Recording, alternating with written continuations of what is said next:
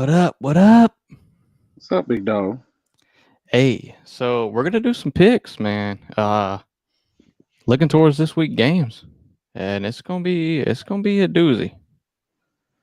Well, I've already had multiple people message me. I've already seen social media. Apparently, Texas is going to beat Alabama. So I'm like, oh, We're gonna get into that for sure.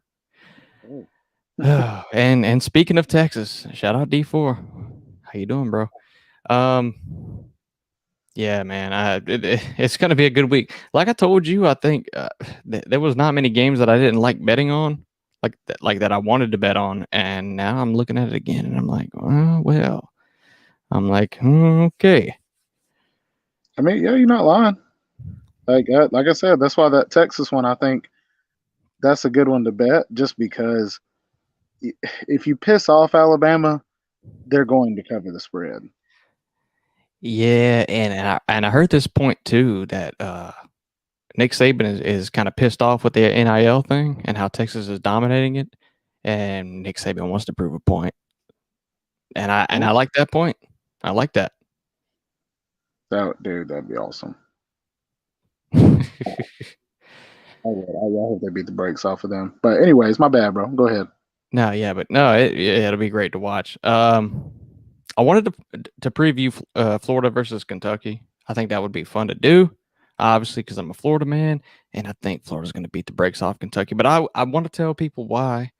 But yeah, and then we'll do our picks, like just the games coming up and all that kind of stuff. So, um, yeah. So, what are your thoughts on Kentucky, like so far? The reason why I say it's tough to say is over the last 5, 6 years, maybe 7, 8, Kentucky's always had a strong team, and I mean strong in the sense of like tough, hard nosed team. Now, do they go out there and do they put up 40 points a game? Do they go out there and do they, Hmm. dominate their schedule? No. I mean, yeah, they've beaten teams enough where we're like, man, you got to respect Kentucky. I mean, they've done that. They're better than the South Carolina over, like that in Tennessee over the last 5, 6 years. But I'm just saying, I think the tough part about this game and why I would choose Florida over them is at least Florida has shown you that they can play all around. And I mean all around, not just offense, defense, but pass and running the ball. And people can say, oh, well, Kentucky, they can pass and run the ball. And it's like, yeah, I get that, bro, but I don't know. I think if both teams are running the same offense, I'm going with the one that's more talented. Uh, that's how I feel. Yeah, same. Kentucky loses Wandale Robinson, and if you watch Kentucky last week, their O line really didn't look good. And that's a product of Kentucky just having a good O line in general over the years. It's just probably a down year for them, and that's that. But uh, you have no weapons. Will Levis kind of not really elite like people thought, like a first round pick, but he plays good. He plays like I guess like he's supposed to, but um I don't know. I think Kentucky is. I think Kentucky's O line is going to get pretty much dog drugged by Florida's lack of depth on D line. Even with the lack of depth, I think Florida's going to eat pretty much on that. Kentucky's offensive line. Oh, okay. Okay. I really do. I really do. Um, and also, I hope for this. I don't know if it's going to happen, but I think Anthony Richardson can stretch the field, and that's everybody's talk about Anthony Richardson is that he can't throw the ball, blah blah blah. I think that he can stretch the field, and I think that he will in this game. I know it didn't happen against Utah because it was kind of like I told you, a slobber knocker type game, but I think Anthony Richardson will end up throwing the ball a lot more this game. Yeah, no, I believe that. I think it's crazy though when you bring that kind of stuff up because it's like I want to say AR had 165 yards passing, 168, and Mm-hmm. 100 rushing. Right? Mm-hmm. Yeah. Like Exactly. it's like then you go to what is it? Bryce Young against Utah State. He had a little over 200 yards passing, if I'm right, and he had 100 yards rushing. And it's like the difference between those. And I get it, and that's what people would say, and I'd say this. Yes, Bryce is proven. He is. He is proven. But those are the same kind of games from two different quarterbacks, and it's like, yeah, AR's got to go in and prove that he can pass the ball. That way, he can show you he can do both. So Yeah, yeah, and I think he will. You got people, certain people that think that he can't throw the ball. I disagree. I do have to see it too, but I do think we will see it. And I think Kentucky's just kind of a little bit outmatched. If I'm being real, I think they're a little bit outmatched in this game, and it's at the Swamp. And the main point that I really make in this game, Florida versus Kentucky, is that Kentucky and Utah are pretty much the same type of team. They like to run the ball.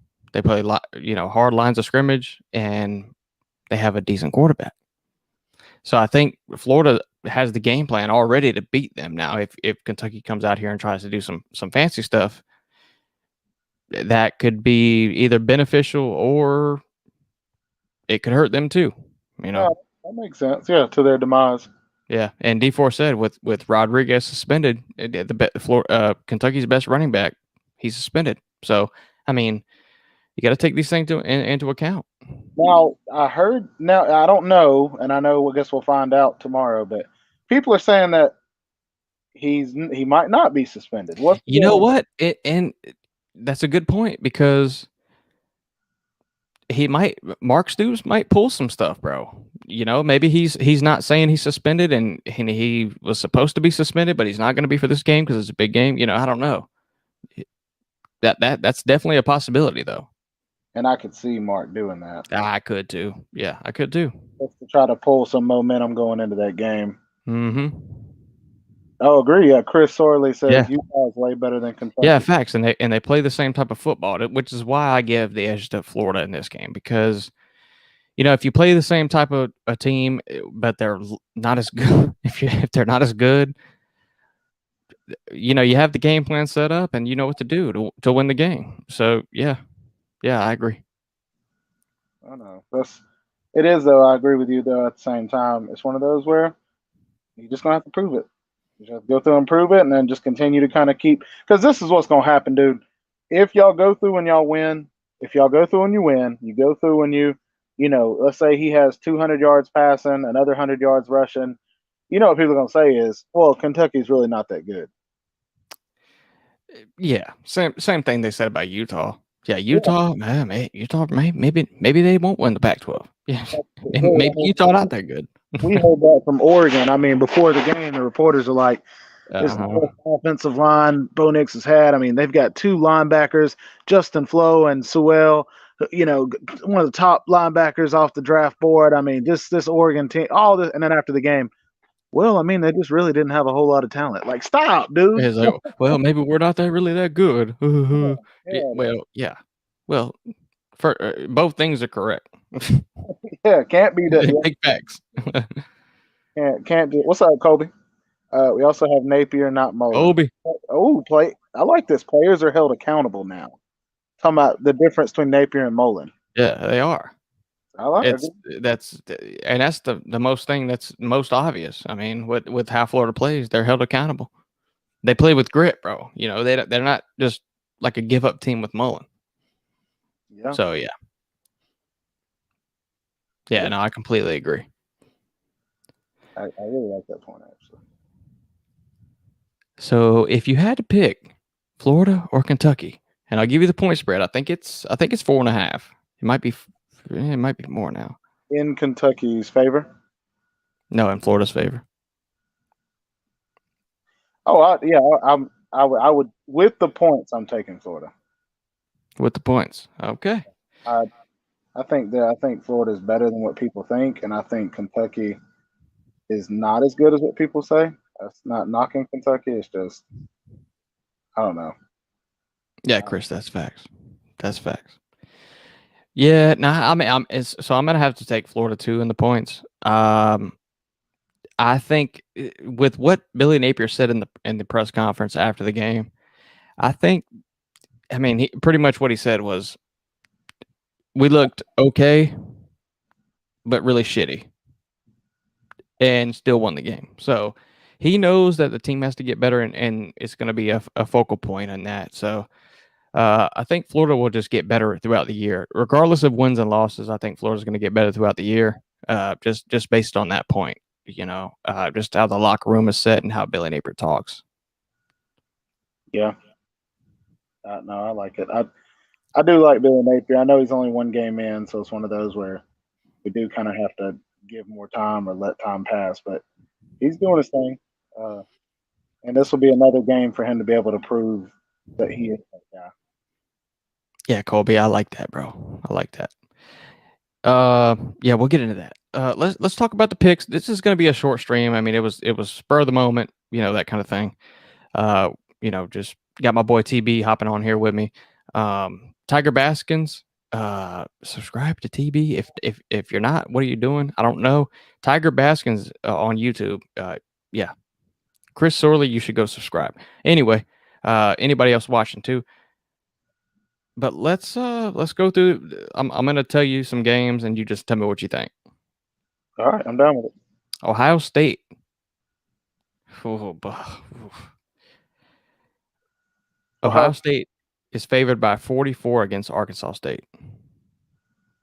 Oh, I say they cover. I think Ohio State's Man, 44 is a lot though. It is, but I think Arkansas State's horrible, and Bush Jones is too. I think also Ohio State's a little pissed off after this past week. With everybody saying that they're not that good. You just got moved down in the poll. And it's like you just got moved down. Like Ohio State's going to try to come back this week and literally, they might not win by 44. I don't know. I'm just saying. I think they're going to try to destroy Arkansas State. Now, will they do it? We'll find out. That actually is a good point. As far as picking the spread, that's a good point because Ohio State, after a lackluster performance against Notre Dame, I mean they got something to prove on offense. Yeah, I agree with that. North Carolina at Oregon State. North Carolina is a 7-point favorite. No, I'm picking Oregon State, bro. Oregon State. Georgia State. My bad. Oh, Georgia State. Georgia State. Man, I still want to pick Georgia State. You know who's the head coach of Georgia State? No. Todd. What's his name? Todd Helton, the ex-head coach of USC. Is it Helton or Hartley? Helton. Yeah, it's Helton. Oh, okay. Yeah, Todd Helton from Southern Cal. Yep.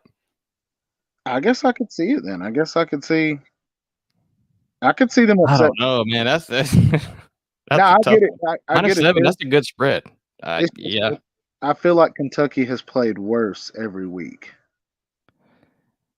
Well, they've only played one game, but they played 2, Florida A&M and remember. Oh, you mean North Carolina? Yeah. Yeah, they struggled against them, and then you had Appalachian State, who apparently is a top 5 team to some people. Hey, man, Appalachian State looks good. Yeah, their defense is about the same as North Carolina's. What's crazy is what is it? You had Florida A&M, right? Florida A&M played North Carolina. Jay, you a fool, bro. You a fool, bro. What's up, Jay? But you had look, bro. You had Florida A&M play them, right? Then you turn around. Florida A&M plays against Jackson State, which is Deion Sanders' team, and the quarterback throws 17 of 19 in the first half with 5 touchdowns, like destroys them. North Carolina has more talent than Jackson State, and that it just comes down to I don't know if you put it on coaching. I don't know what you put it on, but I just know that you shouldn't be struggling to teams like Appalachian State unless you just. You definitely shouldn't. You definitely shouldn't. Now they got Chase Bryce. I think he's from Clemson. He transferred like 3 times, but I think he's from Clemson. Quarterback. Mm-hmm. Got you. Okay, I've heard. But this is an interesting matchup because it's North Carolina with a horrible defense and a good offense, and it's Georgia State. And Georgia State's, what are they 0-2? I think they're 0-2. Oh wow! But Georgia State beat Tennessee a few years ago, and Georgia State's no slouch. They're kind of like that team that can upset you, especially if you're North Carolina. Yeah, so it's tough to pick. Do you pick North Carolina by a touchdown or no? That's tough. I would pick North Carolina just off of the fact that you are the embarrassment right now of not just the ACC but college football. So it's like if I pick this and I pick North Carolina and I'm wrong, then it's like it's worse for North Carolina than it is for me. Is what I'm saying. Like Yeah. they have to win. Yeah. I think I agree. I think I'd have to Oh, pick and North Chris Carolina, but Sorley, man, I don't that is a tough one. and he said App State isn't terrible. And Chris Sorley, I'm definitely not saying that. I'm just They're saying not. No, they're not. if your standard is barely beating App State is a successful win, then we are not the same. If Georgia went to App State and we won by 3 or 4 points or by a touchdown, I would be very concerned for Georgia. But you got other people that brag about it or are happy with it. So that's all I'm saying. Not saying they're terrible, but Yeah, App State's not a bad team as far as the conference they play in, but as far as when they play a Power Five team, if you discount North Carolina, I think App State will have problems. I do. yeah. You know what? I don't know. I'm going to take that back. I don't know about App State. Anyway, App State could be, one of the top five, group of five teams in the country. I don't know. I can't really judge that yet. I can see that. Penn State minus 27 of Miami of Ohio. Ooh, I'll take Penn State 27. Yeah, that's tough. Yeah. I'll take Penn State to do something that Kentucky didn't. Yeah, Which is cover the spread. Alrighty. Miami is favored. Oh, buddy. TB. Southern Miss at the top. Yeah, we've heard that a Miami. lot. Miami minus 25. Southern Miss to the top. What do you think? Wait, what's the spread again? 25. Miami favorite. From the people me and you've talked to, they said Frank Gore is going to run for like 200 yards. Facts. Yeah. Yeah, that's facts. I'm gonna go Miami. I think they're trying to get on a momentum train right now and trying to prove themselves. That's why they put up 70 the other day. So yeah, I agree. Give me Miami in the points. Sorry, Zippy. I'm sorry. Northwestern at Duke. We don't even have to talk about that. This is a good one, TB. Kansas State is favored by 7 at Missouri. Well, it's at Kansas State, but Missouri goes to Kansas State. Kansas State, bro. This is going to be a good one. This is a sleeper. I have to go. I have to pick Missouri. What's the spread on that? 7.5. Oh, that's tough, dude. Yeah, I got to pick Missouri on that. Just because I feel an SEC team should not lose to Kansas State, but Kansas State has shown that's tough. This is a good one. This is really pretty much the sleeper of the week. I wouldn't choose that. That's one that I would not bet on that. I wouldn't do it. Yeah, I wouldn't either. That's tough. That's really tough. South Carolina at Arkansas. The spread is 8 in favor of Arkansas. Oh yeah, I'm going Arkansas. Yeah, give me Arkansas all day long. All day long. Anybody got any objections? Yeah. I don't think so. Arkansas is about to eat. Yeah, I agree. Mississippi State. Yeah. It's gonna be another funny one. Jesus Christ. There's a lot of good games this week, even though they're not big profile, but there's a lot of good ones. Vanderbilt at Wake Forest. That is actually a good Wake Forest is favored by 13.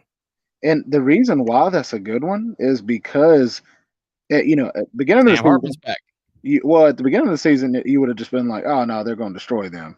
But after Vandy goes to Hawaii and took out the Island Boys, like, bro, they dominated them. So it's like you want to say maybe Vandy doesn't have a chance to win it, but they may have a chance to cover the spread. you're right, and well, with Sam Hartman back, it kind of disheartens me a little bit because Sam he is a legit quarterback. Yeah. If this spread came out when he was gone, I'd pick Vandy all day. This is another one that I wouldn't touch. I'm gonna take Wake Forest, but that's another tricky one. Just because Vanderbilt's 2-0, everybody's hyping them up, but is Vanderbilt really good? No, probably not. No, it's Vanderbilt. I know. So yeah, But I would love for Vanderbilt to go a second week in a row impressing everybody, and they don't have to win this game to impress everybody. well, well, that's a good point too. They could keep this game close, and they would still impress people. Yeah, that's my point. Yes. Yeah. You could walk into this and easily keep it close, and people would still be like, you know what? We'll give you props. Zona said they're beating Mississippi State. Oh, And snap. Colby said, "Give me Vandy. Give me Vandy." Oh boy, in the points of the money line, Colby. Jesus, I mean, I just I'm know not mad at you for the bet though. I'm not. the thing is though about Vandy in general. It's been a long time since you've seen Vandy beat a team like that. Let alone, I mean, because that okay example.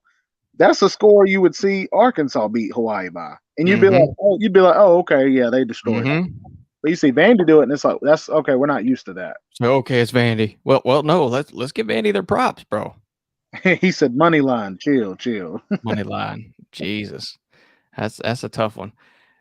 Well, and let's not shit on Vandy too much. I'll make this quick, but Vandy's quarterback looks pretty damn good for what Vandy has to offer. So, I don't know. I don't know. Like I said, I can't bet it. And then Sam Hartman coming back. I think Sam Hartman is a great quarterback, and he's going to come back wanting to play football, and they could easily cover the spread easy. Yeah, I Yeah, could see that. yeah. So, yeah, it wouldn't be embarrassing for Vandy to lose this game. That's what I'm saying. Now, TB, Arkansas, Alabama at Texas. Point Oh, spread's 20.5. 20 and a half, bro. I'm, That's three I'm going. touchdowns. Three touchdowns wins you the bet, bro. I'm Three. going. I'm going Alabama. Yeah, me too. And Yeah. just because Saban's coming in pissed off, NIL's already pissed him off enough where he's talked about it. He's argued with Mm-hmm. about Jimbo Fisher. If this was after the Jimbo Fisher game, I could understand. But this being before, he's got a lot of pent up aggression against those kind of teams. And in his mind, Texas and Texas A&M are those two teams, the NIL teams on his schedule. Yeah, I agree. I think Saban's going to lay it on him. I think Saban's going to lay it complete. I think Saban's going. I think Saban's going to win by 30, 35 Okay. minimum. To be honest. Uh, And it's no discredit to Texas. I mean, Texas is a talented team. Maybe they got things going in the right direction. That's fine. But you're talking about Alabama here. I know, and that's why I say that. Any other team, I'd be like, yeah, bro, like no, but Yeah. I don't know. And I think it being at Texas is the reason that line isn't higher. I agree. Mm-hmm. There are a few games this year. I mean, this week that I'm going to be excited for. I'll say that. Yeah, I think you're right about that line. I think being at Texas is bringing that line down, but I think that just helps nothing but me when I'm going to bet money on it. I think that helps nothing but that because I don't think Bama cares, nor does the team. I don't think they care. They're going to stop a mud hole in Texas. And I think with now the addition of having a decent running back, John Robinson does not play defense. So it's like you got Facts. Jameer Gibbs. Finally, they have a good running back. They're able to have a balance, offense. Um, it just I don't know. I guess the one question mark that I'd put on that, or the what I'm curious to see, how Texas defensive line does against Alabama's offensive line, because Hmm. Utah State was forcing Bryce Young to have to scramble. I think Texas has a better team than Utah State. Yeah, and Texas is going to have some good film study on that because if they can put pressure on Bryce Young, maybe he runs and maybe they can contain it. I don't know, but uh, I don't. I don't think Texas has a chance. I try to find arguments, and in the offseason, this is what I said. I said if Texas can get into a shootout with Bama and beat them in the shootout, that's really the only way I can see them winning. True. But Texas hasn't proven that they can score at will yet. Yet it's only week 2, but so we'll see. No, that's what makes that a tough one, is the fact that it's only week Yeah, 2. yeah, it does. Yeah. Alrighty, let's look at some more. Bunch of nonsense games. There's a Notre Dame. Yeah, no. Notre Dame favored by 30. Yeah, no, ain't got no interest in it. Notre Dame favored by 30. Against Marshall. All right, Tennessee. Tennessee favored by 6.5 versus Pitt. It's at Pitt. Oh, That's a man. I think you know what I think. And what are they favored by? What's the line? Hold on one second, Colby. Tonight UCF and Louisville, I believe, is the big game tonight. It's the only one that matters, I believe. Yeah, TB. Tennessee favored by 6.5 against Pitt at Pitt. Me and you Tough said one. watching that West Virginia, the Yeah. basketball brawl, Yep. Pitt did not look as good as everybody made them out to be. It's at Pitt though. It is, but But so was the West Virginia game. It was at Pitt too? I'm going to go with Tennessee. You think they'll cover that 6.5? They'll win by a touchdown? Yes, I think they are as good as they're not as good as everybody's saying they'll be, but I think they are better than. Uh, Yeah. I think they're, but yeah, I think they're good. So this is what I think about Tennessee, and I agree with you, TB. I think the offense for Tennessee, they can compete with pretty much anybody in the country probably right now. But the defense, I mean, if you could put Tennessee up against anybody, and if they have a lackluster defense, if they can stop teams from scoring, then they'll win the game by 50. But if you put them against somebody with a good offense, that's when you're going to have problems. A Yeah, good offense has to beat a good Tennessee offense. So Tennessee is going to be dangerous, but at the same time, Tennessee is very, very human, and they can be beat. they're not at their full potential yet. That's why it's easy to Yeah, yeah. dismiss this thing. And when they lose Hendon Hooker, is what's going to happen then? I know, The $8 million quarterback comes in. I don't know. Well, we'll see. We'll see. I know, I know. Yeah. Yeah, not Memphis. Oh, buddy. Oh, buddy. App State. We were talking about App State. App State versus Texas A&M. What's the spread? 18.5. It was 17.5 this morning when I woke up. Yeah, I'm going Texas A&M.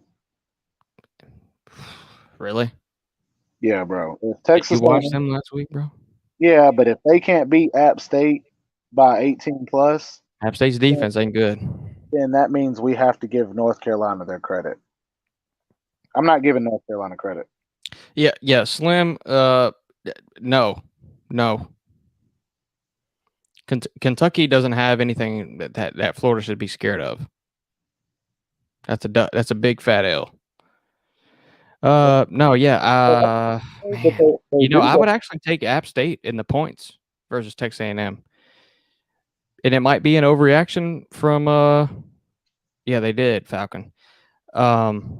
No, it might be an overreaction, but I'm going to take App State 18.5. I mean, that's 19 points you got to beat them by. So I would take that. To be Uh, honest, that offense has to show me something first before I, you know. I know. And But at the same time, Texas A&M could come out here and just shut them out. You know, we yeah, don't. You know, we don't know. and that's kind of what I'm looking for. Is I think Texas A&M is good enough that Yeah. they're not. They shouldn't struggle like North Carolina. That's all I'm gonna say. Yeah, I agree. Da, da, da. There's a bunch, dude. There's a bunch of good games this week. I mean, they're kind of low key, but they're good matchups. Virginia and Illinois. Give me Illinois. Wait, Illinois -4. That's actually a tough one, kind and of. who are they playing? Virginia. Dang! Oh, I'm going Illinois. First off, I think Illinois is a pretty good team, but I think Virginia has a first-year head coach. I think that's Virginia Tech. I don't know. Virginia has Mr. Is that true? Tony, Yeah. Tony, You might be right. Elliott. Tony Elliott, the NASCAR driver. Oh, yeah. You're right. Yeah. So I would go with that one. Oof. Yeah. I do like that pick, and it's at Illinois. I mean, so yeah. Okay. I didn't know. Yeah, if it's at Illinois as well, I'm definitely choosing them. Yeah, Zona, I'm good, big dog. I'm just you people, bro. You people. You fucking people. What? Illinois? No, Illinois is not good, but Illinois is better than Virginia. That's facts. That's facts. Swamp is overrated. Yeah. Facts too. Yeah, sure. Alrighty. All right. So we're both taking Illinois in that game. I like it. Yes.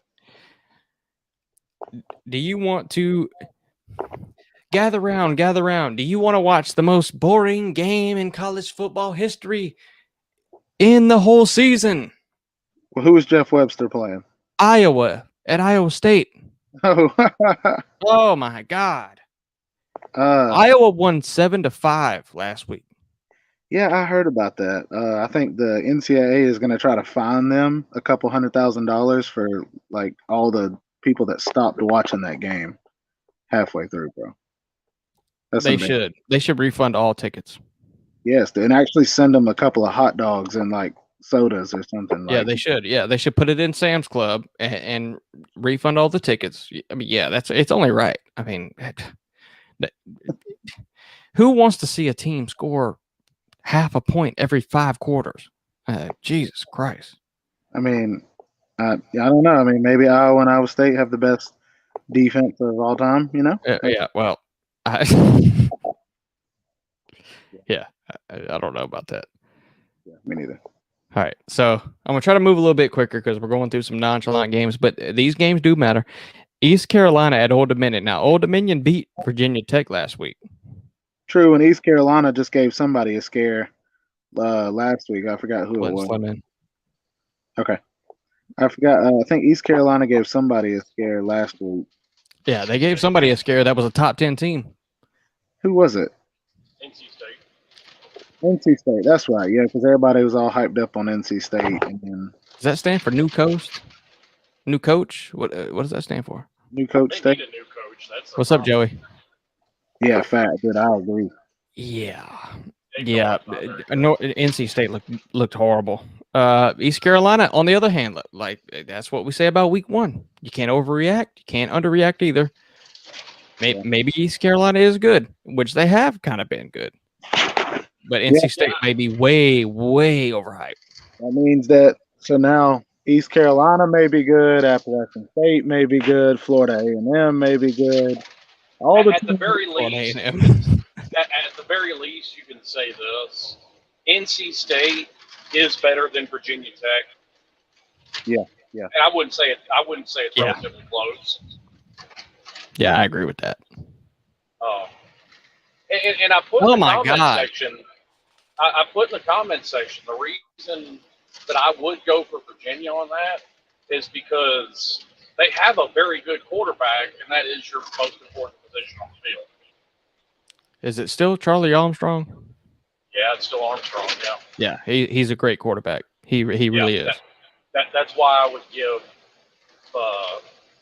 Virginia the edge there. That I'm really sad that Illinois no longer has Black Santa Claus and Lovie Smith either. Yeah, Lovie Smith. Yeah, Lovie Smith gone.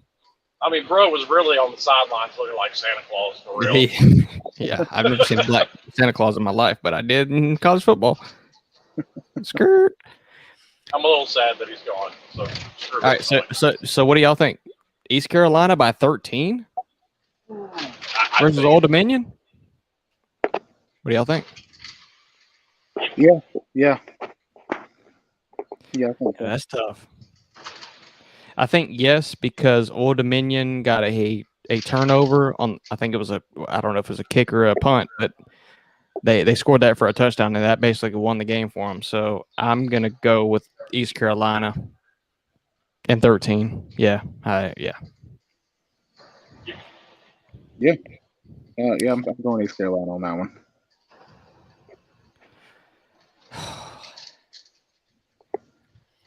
I forget some of these games are being played, bro.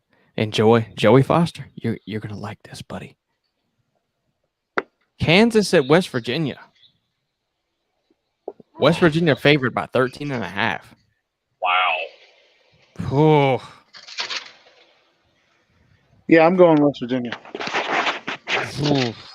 I mean, because everybody told me Pitt was going to beat the crap out of West Virginia. So apparently, I never believed that.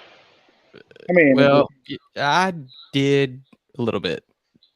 So I thought Pitt was going to win because I thought they were the more talented team, but I knew Pitt was going to have problems this year, losing the quarterback, losing the wide receiver, losing the offensive coordinator. Yeah, and they have had problems. They're trying to get everything settled in. Yeah, I agree. Oh man, West Virginia. I mean, I love JT Daniels, and I think JT Daniels played great. But I mean, if they can't catch balls, I mean, are they going to figure this out in week 2? I agree. Catching balls is a big, you got to catch them balls, bro. To have ball catchers.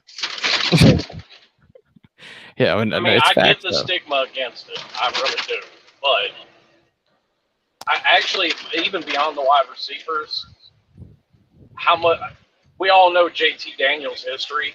How many of those shots can he take before he's done? And I'm a huge JT fan. I've always supported him, and I thought he held up great in that game. He took a lot of hits, but to Slim's point, he took too many. Yeah, and it's like West Virginia's O-line is horrible. It's like every single time he gets hit, you're sitting there wondering, okay, is he done? Is he going to get back up? Yeah. And it's not one of those where it's like, okay, hey, he's made of glass. He got hit one time this game. Dude got hit like 20 times. Like, dude got hit a lot. So. Yeah, that O-line's bad. Yeah. Now, maybe West Virginia's like, well, look, we know our offensive line is bad. We're going to have to play this way. Okay. Joey, I don't think anybody in here wants to burn a couch. Now, would I sleep on a couch? Yes. Would I burn one? No. Yeah, I've slept on a few myself. Yes. Yeah, facts. I'm not burning a couch. I'm not burning a perfectly good couch. And I'm kind of with y'all too. I mean, JT Daniels succeeding would be a great, underdog story, and like a lot of people, I'd be all for it. But I still think they could beat Kansas regardless, because Kansas is bad. But without by JT, 14, though. Do you think by 14? That's the question. If JT can stay healthy, yes. Yep. If he can't, I have no clue about West Virginia's backup quarterback situation. True. Yeah. But didn't Kansas beat a few people last year that they shouldn't have beat? They beat Texas. What you talking about? Oh, boy. And they almost beat Oklahoma, too. Yeah. Yeah. So, I'm not saying Kansas is good, because they're not. But 13.5 points to West Virginia, that's interesting. I'll Watch say your mouth, interesting. sir. I'm old enough to remember Kansas being the #1 team in the country. Where they were at one point. Yep. Wasn't even that long ago, to be honest with you. Well, Yeah. I was about to say, I don't think it was that long ago. Yeah, it It wasn't. was 07. Yeah. That wacky year, 07, yeah. Yeah. What y'all yeah, pick? Y'all got West Virginia to Yeah, beat I'm by going 2 West Virginia. touchdowns? Yeah, as long as JT can stay healthy, yeah, they should be able to. This is no hate against Joey or West Virginia. But give me Kansas in the points. Oh! Give me Kansas in the points. He did it. Yeah. I don't say it unless I believe it. I do believe it. Okay. UAB and Liberty. Nobody really cares.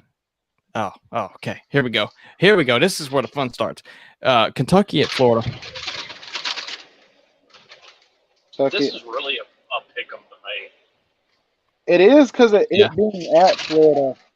I think it being at Florida is what I want to say puts Florida over the top. And I know Kentucky has a strong team and they're very disciplined. They're a mini Arkansas, is the way I'd put it. With how Arkansas is now. But Mhm. I don't know. I think Florida has too much talent to lose that game. That's kind of Yeah, but I mean, we see that kind of thing all the time. I think it's going to come down to, and they still haven't said yay or nay either way, whether or not they're going to have that running back. What is his name, Rodriguez, or something like that? Yeah. Whether they haven't said for sure Yeah. whether or not he's going to play, and I don't know what's going on with that. If he plays, Kentucky definitely has a chance in this game. Yeah, he would definitely up their chances. I'm not gonna lie. I mean, he's a legit running back. I'm picking Florida. Kentucky doesn't have the horses, bro. And you're facing a more disciplined Florida team that Florida has been in a long time. What's the spread? Defense and offense, 4.5 points. TB. So that means on a neutral field. Oh no, I'm sorry. Would be a pick 'em. Six now. Oh, so they changed it. Okay. Yeah, they changed it. It's 6. Well, 3 of those you can automatically assume, and that's the way they do all lines. You get 3 points for being the home team. Yeah. Sergi Jué. Yeah. Florida's overrated. Yep. Well, here you go. Be nice to Sir UGA. He's good people. I am nice to Sergi UGA. I love Sergi UGA. Blah blah blah. Fish and talking take 2.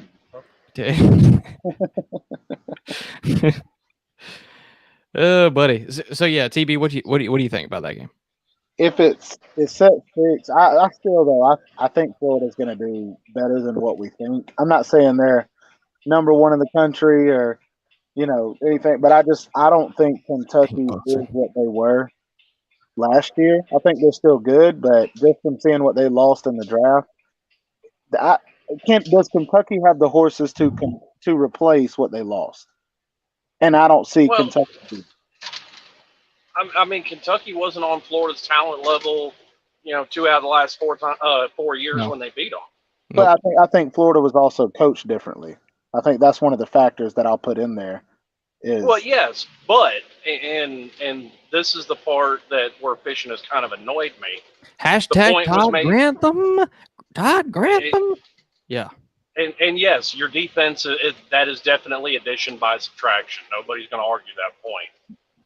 But both of y'all agreed a minute ago. Oh, Virginia's got a new head coach. No way. You have to apply the same logic here. But I've seen a game though. If I hadn't seen a game, then I would say I agree. Look at Papa Soul in the comments. I'm just saying, keep the consistent argument. That's all. But the only way that's consistent is if I haven't seen him play. Okay, well, Will Levis is Virginia didn't look terrible. ass. I'll put it like that. No, and that's fine. But I guess what I'm saying is, if Virginia played a top 10 team last week and was able to upset them, then I'd be like, okay, bro, Virginia, look at y'all, like y'all doing your thing, like. But with just the little bit that I have to go off of, just one game, yes, they both look decent, but I'm not knocking that. I get that, but would Virginia have beaten Utah? That's what I'm saying. I don't think. Hold up. Maybe. Hold up. Maybe. I'm gonna let 'Cause see, Daniel in here. Okay. Daniel, before you come in, you got to let people talk. So we're gonna have a roundabout discussion. So I'm gonna let you in here, but let's be fair. Before he starts, let me make Go a ahead. point. Yeah, go ahead. And I'll be done. Shit, I don't have a brain for what I was going to say. Anthony I've Richardson made is this. not a good quarterback. What? No, not well. I mean, he's not a great quarterback, and his numbers prove Yeah, it. he's a but good anyway. running back. Correct. And I've said this consistently over years. I don't know how many times I may have brought it up this offseason. I put absolutely zero stock in preseason rankings. So the fact that Utah was number 10 doesn't mean a damn thing to me. Yeah. What about Alabama? This is what I argued with Mayhem about. If Miami beats a number 6 Texas A&M, does that make Miami a top 15, top 10 team? It's usually around week 3 or 4 when you've had a whole bunch of movement in your polls and they kind of work themselves out. Well, my question was, if Miami beats a top 6 Texas A&M team, does that make Miami a top 10, top 15 team? I think it does. I think it makes Miami a good team because Texas A&M is good. Does it make them top 10 or top 15? Does it or does it not? I mean, it's really up for interpretation. I don't think I think Miami it does. should have been. I think it does, and I think being maybe. a top 10 Utah team makes Florida. I don't think it makes them number 12, but I think it makes them top 15, top 20. I do think that. But now, and I know I said this to you the other day, I thought Miami was overranked in the polls. I don't think they should have been 16 or 15 or wherever they were at. I might have had them somewhere between 20, 25 at best. Yeah, well, this is the argument that I had with Mayhem. And like I just told you about the Texas A&M thing. I think if you beat Texas A&M, you deserve to be in the top 15 to the top 10.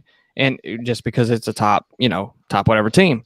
And that's how these AP polls, these AP poll rankings work. I mean, they're pretty much garbage, but if you're going to call them garbage and they rank you a certain way, well, let them rank you how they rank them. You can rank yourself how you want to rank yourself, but my point is it's hard to use Texas A&M as that example because we've seen Texas A&M for the past 3 years compete with the Alabamas and teams that we know are some of the best in the country. So we know Texas A&M is a good team. That's my point, though. If Miami beats them, they deserve a good ranking. That's what I'm saying. Yeah, sure. What's up, guys? What's up, Fisher? But also, like I said, by the time you hit that point in the season, the rankings have kind of worked themselves out because teams that they thought were good but aren't, or teams that they thought weren't good but are, work themselves in or out of the top 25 around week 3 or 4. Yeah. Yeah, even if you win a game, if you do it poorly, they've already shown they're not afraid to move you down or. Right. So. And listen, I've also ridden the bandwagon that Miami gets overranked quite a bit because so does Florida. I brought this so up. Does Florida. Yes. Yeah. Because I completely said back in 2017 when Miami hit number 2 in the nation, I'm like, they're not the number 2 team. You can watch this team play football and see that. Yeah.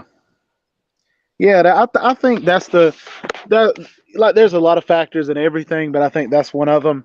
And I think Utah, I'm not going to say it was a mistake to rank them that because I don't know the teams behind them or in front of them. Like you said, we'll know in a few weeks.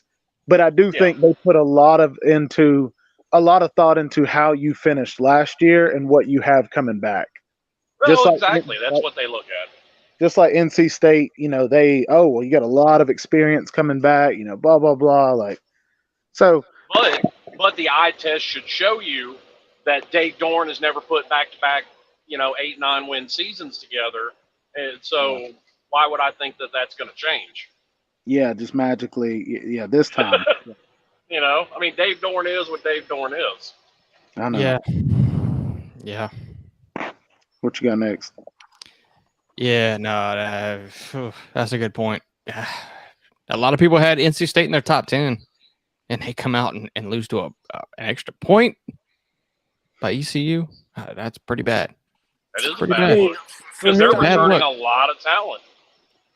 Can we Yeah. really go based off of one game? I mean, Well, and that's the whole thing we're talking about. I mean, we're trying not to base it off one game, but we do have to make inferences off of the games that we watch. So it's kind of a it's a 1-2 thing we're talking about. You know. Well, like Lou says, I mean the eye test. You can look at Georgia, what they did Right. last year, Yeah. and you can look at that Oregon game. Even if Oregon goes 7-5 this year, that's irregardless because the eye test says Georgia's one of the best teams in the country.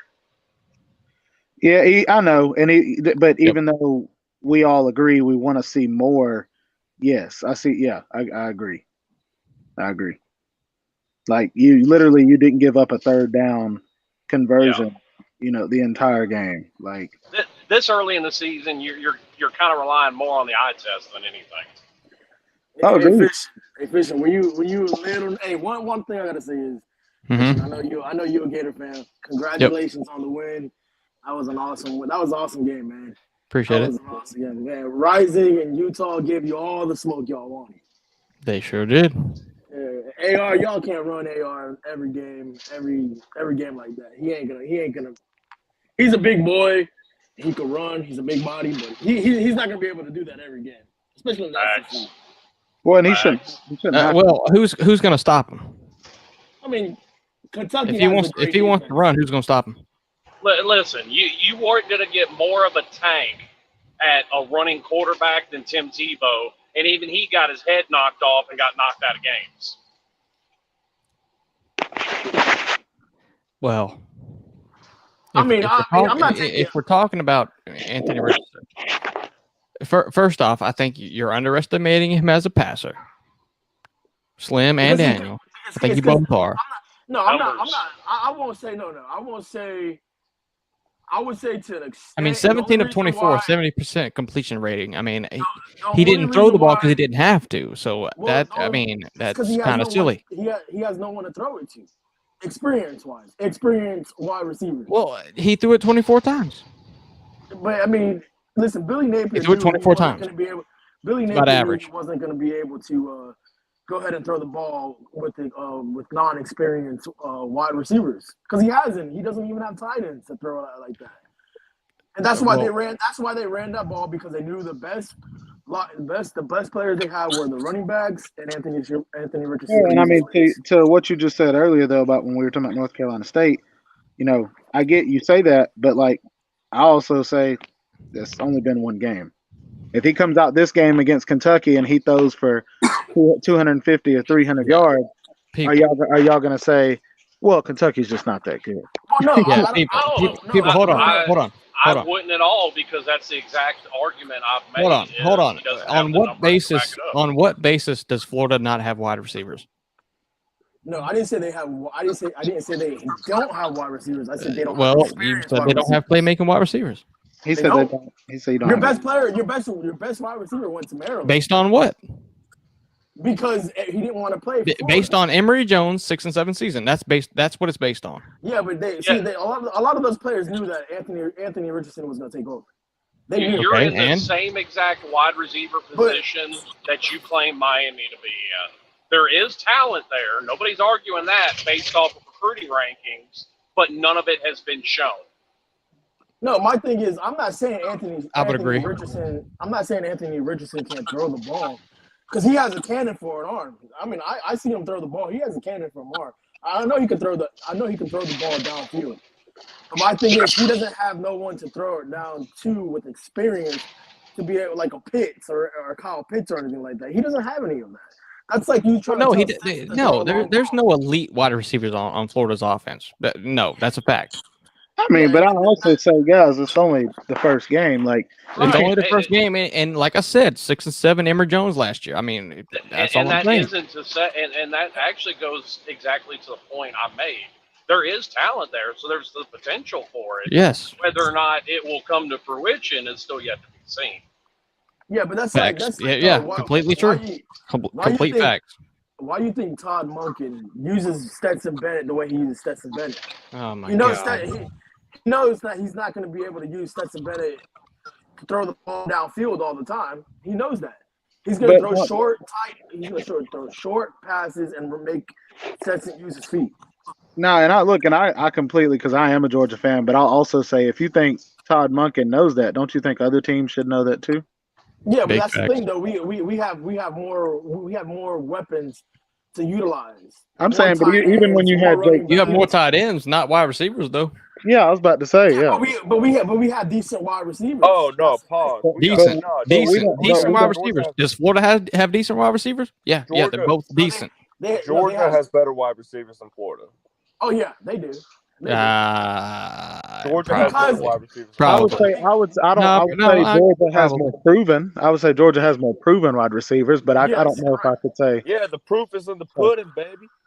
No, I'm just saying. Georgia has a bunch of very good wide receivers. I don't think there is an elite wide receiver in the bunch. No, there's not. And there's not one on Florida either. I didn't say There's that. not. I didn't say that, Slim. I didn't say they have an elite wide receiver. I'm just saying that Florida has better wide receivers than Florida. You mean Georgia? Though. Florida has. I mean, Yeah, Georgia. and I'm not saying that's the argument you were making, but that's just my You know what's assessment funny? of Georgia. Because that's actually debatable. The way that y'all recruit, I mean, that's actually debatable because Georgia recruits top 3 every year, but Florida's wide receivers are nothing to be laughed at. Yeah, it's no. Yes, Fish, you're right. I mean, if you're saying like, hey, are Florida's receiver better than Georgia's receivers? If they had the same amount Ladd of time, McConkey and A.D. Mitchell. I mean, is that it? Yeah, that's it. That's Rosemary really Jackson.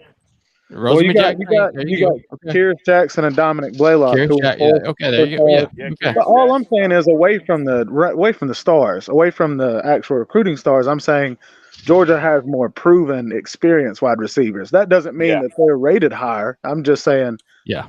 But and to your point, what you were talking about the Emory Jones deal, that's why because you didn't have a great passing game last year, so it's hard to build experience at wide receiver when you don't do it. but We basically have a wide receiver core full of rookies. Yeah, you do. Basically, rookies and experience. Yes. Well, and I think that's going to end up costing you too, because here's the thing: as much as you're wanting to put a lot of the blame on Emory Jones, and I'll give it some merit. Emory Jones was only a year removed from Kyle Trask, who was a very good quarterback. Nobody's arguing that point. So unless they all transferred out, they should still be there. Well, they are there. And that's I the point. And like you said, Slim, I mean, look, there's talent at wide receiver at Florida. There's talent. There's just no momentum, though. No experience. Well, there's plenty of momentum. No, the experience carries through with momentum, You talking about like from last year? You get momentum. Georgia just has more momentum. You talking about from last year, Kobe? You talking about going from last year into this year? Yeah. But I have a fishing question. Who would you rather have, like unbiased opinion, AR-15 or Stetson right now? AR-15. You got to think though. He just AR-15. But you got to think though, and they run a different offense, so it's not like I don't really care what offense. I'm so bought into AR, and look, it's my quarterback. It's my quarterback. That's not to you. I'm saying my quarterback. So like, I wouldn't give up AR for nothing. No, I completely agree. I'm saying that to Kobe. I'll answer that question as an unbiased third party. If you don't think that Anthony Richardson has a higher ceiling than Stetson Bennett, you're foolish. Yeah, agreed. Yeah. It doesn't really mean anything though when Stetson Bennett has a system put together though, and he can operate the offense and throw 350 yards a game though. Well, there's much more talent around him right now. Than Exactly. Anthony Richardson. Mm-hmm. And listen, it's also there's the factor that it's just potential with Anthony Richardson. That does not speak whatsoever to whether or not he will reach it. Well, it's trending in a good way. Hey, all I gotta say is that how It about is. that running back you guys have, ETN, man? ETN, oh my! I love God, ETN. That dude is bad. That boy's gonna be something special for y'all. And You know, he's I just, heard all off season that we were going to miss Lorenzo Lingard this year, and I ain't seeing it. Bro, he's 4th on the depth chart this year. I know. But he wasn't even on the depth chart against Utah, but now he's 4th on the depth chart against Kentucky. He's listed on there. He's listed on there. But And he he's actually 4th. looked really good at Miami until he tore He all looked 3 good at Florida ligaments in when he his played knee. under Dan Mullen too. The 1 or 2 snaps he played, which Dan Mullen is a seniority dumbass, but yeah, no, I mean he looked good at Lorenzo Lingard is very fast. He's very fast. Well, I think there's something to be said for seniority too, because you saw it out of Miami last year. I mean, they caved to fan pressure. Oh, this guy doesn't look good. Put in the freshman, because that's what Miami fans do, and they did, and it cost us 2 games. gotcha. Well, Joey in the comments, you don't care how pissed Nick Saban is, and if they'll beat Tech. Look, Nick Saban is pissed about the NIL. First off, that's an absolute fact because he said it. So if he can beat Texas, who is out recruiting him slightly, and is paying his players more, going off a 5-7 season, Nick Saban's going to beat the shit out of him. If he can, that's what he's going to do. That is a fact. Hey, Fishing. I do got a question about that game, that Texas Alabama game. Not a question, but a comment. Remember how Florida was like way underdog when they played Alabama? Remember? And when they played, they only lost by 2. I feel that same kind of vibe, like hey, it's at Texas, and on paper, Bama's gonna win. I mean, I have Bama winning. I have Bama blowing them out, but it also makes me think like, man, this game sounds a lot like the Alabama-Florida game. Like Florida only lost by 2, and it was at Florida. No. Well, if you notice, there's a trend when Nick Saban loses. His defense, who supposedly Nick Saban's a defensive genius, but whenever Nick Saban loses, his defense gets absolutely butt-fucked. And it's always the secondary, too. I know. Well, and I think a lot of it is too. I think it's a lot to do with he plays a certain type of defense, which causes the quarterback to have to be mobile and make plays on the run. And if you can do it, it's almost like, all right, fine, you can beat me, but the chances of you doing it are they're very slim. As long as he's got that dominant front 7, which he's got Will Anderson sitting up there right now.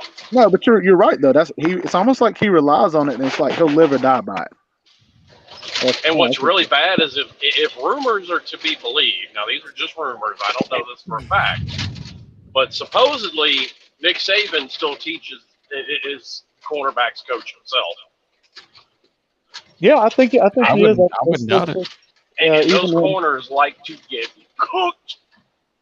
I mean, I'm going by what I see. No, I know. 2nd and 26. The thing that I think Saban has definitely done with his corners is he makes them physical.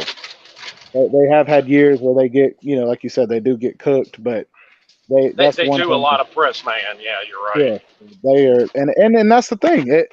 That's where the dual threat quarterback ends up, being able to have a better chance against Alabama. Because when you play a lot of press man, whether you're pressing out of the zone or pressing out of the man, you're causing a decision to be made by the cornerback.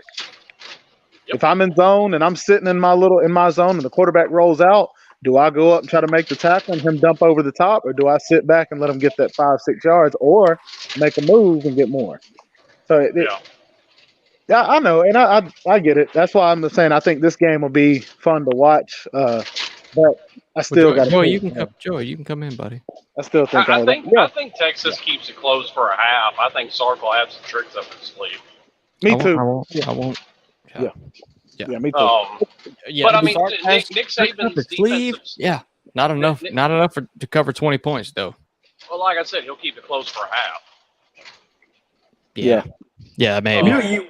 We'll see. We'll see with the first quarter. You'll see what Nick Saban. What do you think, Daniel? What the You Nick think Saban, Texas has a chance to even keep it to 20? At first, I did like when the game was announced, and Mm-hmm. everything that Texas was going on, and Alabama. You still had questions, a lot of questions with Alabama. I still do with Alabama. I think Alabama is gonna go over. I think they go over. Yeah, I agree. Just because the front seven is the best front seven in the country. For who? Hey, Bet, that's okay. Well, Bet, that's okay because we upgraded DB's coach. It's either that. I mean, them and Clemson. Them and Clemson have the front seven, or front four at least. Bro, so do we want to talk about Clemson? I mean, Jesus Christ. No, did I just hear a Georgia fan say that somebody else had when we got Jalen Carter as the top 3 pick? You got Nolan Smith and Robert Beal, who were in the top 5, 2 of them in the top 5 DNs in the nation. Bro, but I mean, I'm not saying they're not good. I just don't think they're just as experienced as Bama's. Robert Beal's a 5th-year or a 4th-year player. I mean, Nolan Smith's a 4th-year player, 4-year starter. TB, nobody knows who Robert Beal is, though, bro. Yeah, that's fine. I'm just saying. And that's fine. People will know too. TV, you're taking it as a diss when Georgia may be the number 6 defense in the nation. Hold on, Daniel. What did you say, Slim? I said I think you're taking it as a diss where Georgia may have the number 6 overall defense in the nation, but it's still damn good. No. I guess what I'm saying is, like, when I've looked at Clemson or Alabama, when you look at the ratings as far as the draft board, you got Brian Brzee at D tackle, you got KJ Henry, he's one of the top 5 DNs in the nation. Brzee is either number 1 or number 2. Him and Jalen Carter are number 1, number 2. But Georgia has 2 DNs that are in the top 5. Clemson's got 1. And it's like, I'm just stating off of that's what, fine. That's looking at that's one way of looking at it is the draft board. Another way of looking at it is results on the field. And I think the number Brian Brzee is number probably 1. A little better. Brian Brzee is number 1. No, I trust me, I get that, especially because you got to think Jalen Carter for us at D tackle. This is his first year fully starting. He was behind Jordan Davis and Devontae White. So it's like, I agree completely. He's not solidified as number 1 yet, though. Agreed. Off of experience. He might at the end of the year. He might.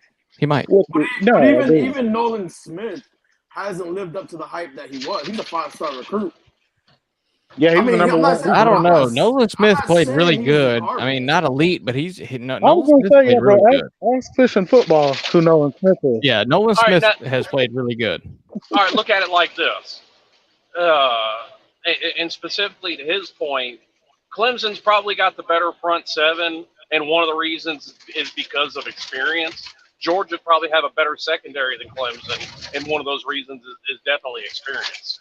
Our secondary this year, right now, is better than our secondary last year at the end of the year. I don't disagree with that. Well, and also though, like the front 7 deal, all I was saying was just because of, like I said, I was basing that off the draft board. But in my eyes too, I gotta wait till we're 5-6 games in. Yeah, facts. It's like I heard, Alabama last year at the beginning of the year, man, our offensive line is so much better. Oh, is it for real? Yeah, bro, they did so good. Yeah, and Alabama's offensive line is looking great this year. Well, let me know by week 6, though. Well, they're even against a team like Utah State, and I'll use Miami to make this analogy. Even against the same level of competition as Bethune last year, I think it was like Charleston Southern or something like whatever it was. Yeah. Against the same level of competition, they still managed a bunch of quarterback hurries. They still managed a sack or 2. Miami's offensive line didn't give up a single quarterback hurry. So just based off of that, comparing similar competition from last year to this year, the offensive line is better. So there are ways to look at it and take away improvement at position groups. I agree, and that's why I say things in a logical perspective. Yeah, and then you can take things away. And I think that's what most of us do. I mean, definitely not all of us, but most of us do that. Yeah. Hey, you guys think that DJ Uiagalelei gets benched? More than likely. No, And I don't think he should, and he probably will. no. You know what I think? I think Clemson's coaching staff. That was a bad noise. Clemson's coaching staff is being very stubborn. They're not changing their ways, and they're not adapting to what DJ is good at, and it's screwing them, and it's going to screw them up. That's exactly the point I made to Pete. They're completely not even changing. Yeah, Slim, you did make this point. They're not even trying to adapt to what he's good at. They're not even trying. I know. There are things that they can do. There are adjustments they can make to their could. play calling that would make DJ look a whole lot better. Now, there are other problems, too. That offensive line. Those there were at least half a dozen to 10 passes that were right on the money that wide receivers just were not helping their quarterback at all. Yeah. Yep. Do you remember the NC State game last year where DJ threw it to the corner of the end zone and the wide receiver didn't even try to make the play on it? Yeah, he just let the ball drop. Yeah. Yeah. And I mean, you once again going back to the eye test, DJ is better than he was last year. Yeah, but this is a coaching problem. It is. This is not a Clemson problem. Well, and to y'all's point, there are a lot of teams that do that get a player, and it's like, hey, look, like, okay, I mean, you have like Stetson Bennett. Y'all were talking about that earlier.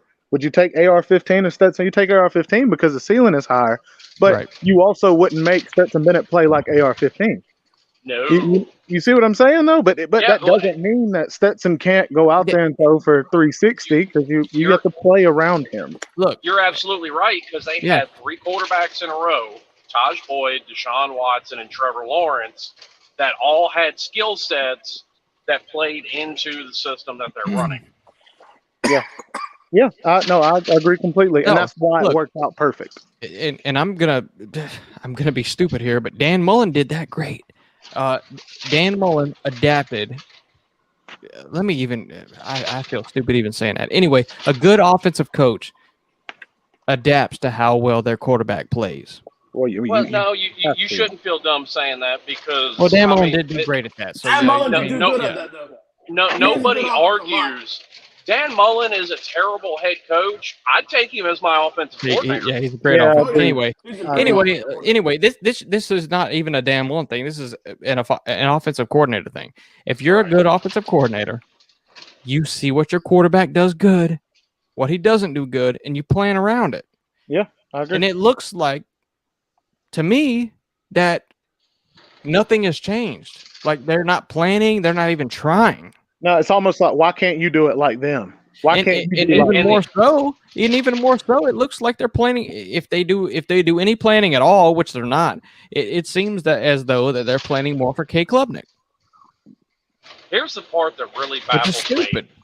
Will Shipley is an elite running back. Why do you have 15 design quarterback draws in a game? Oh my God, bro! I know. Pete's rolling his grave, bro. Yeah.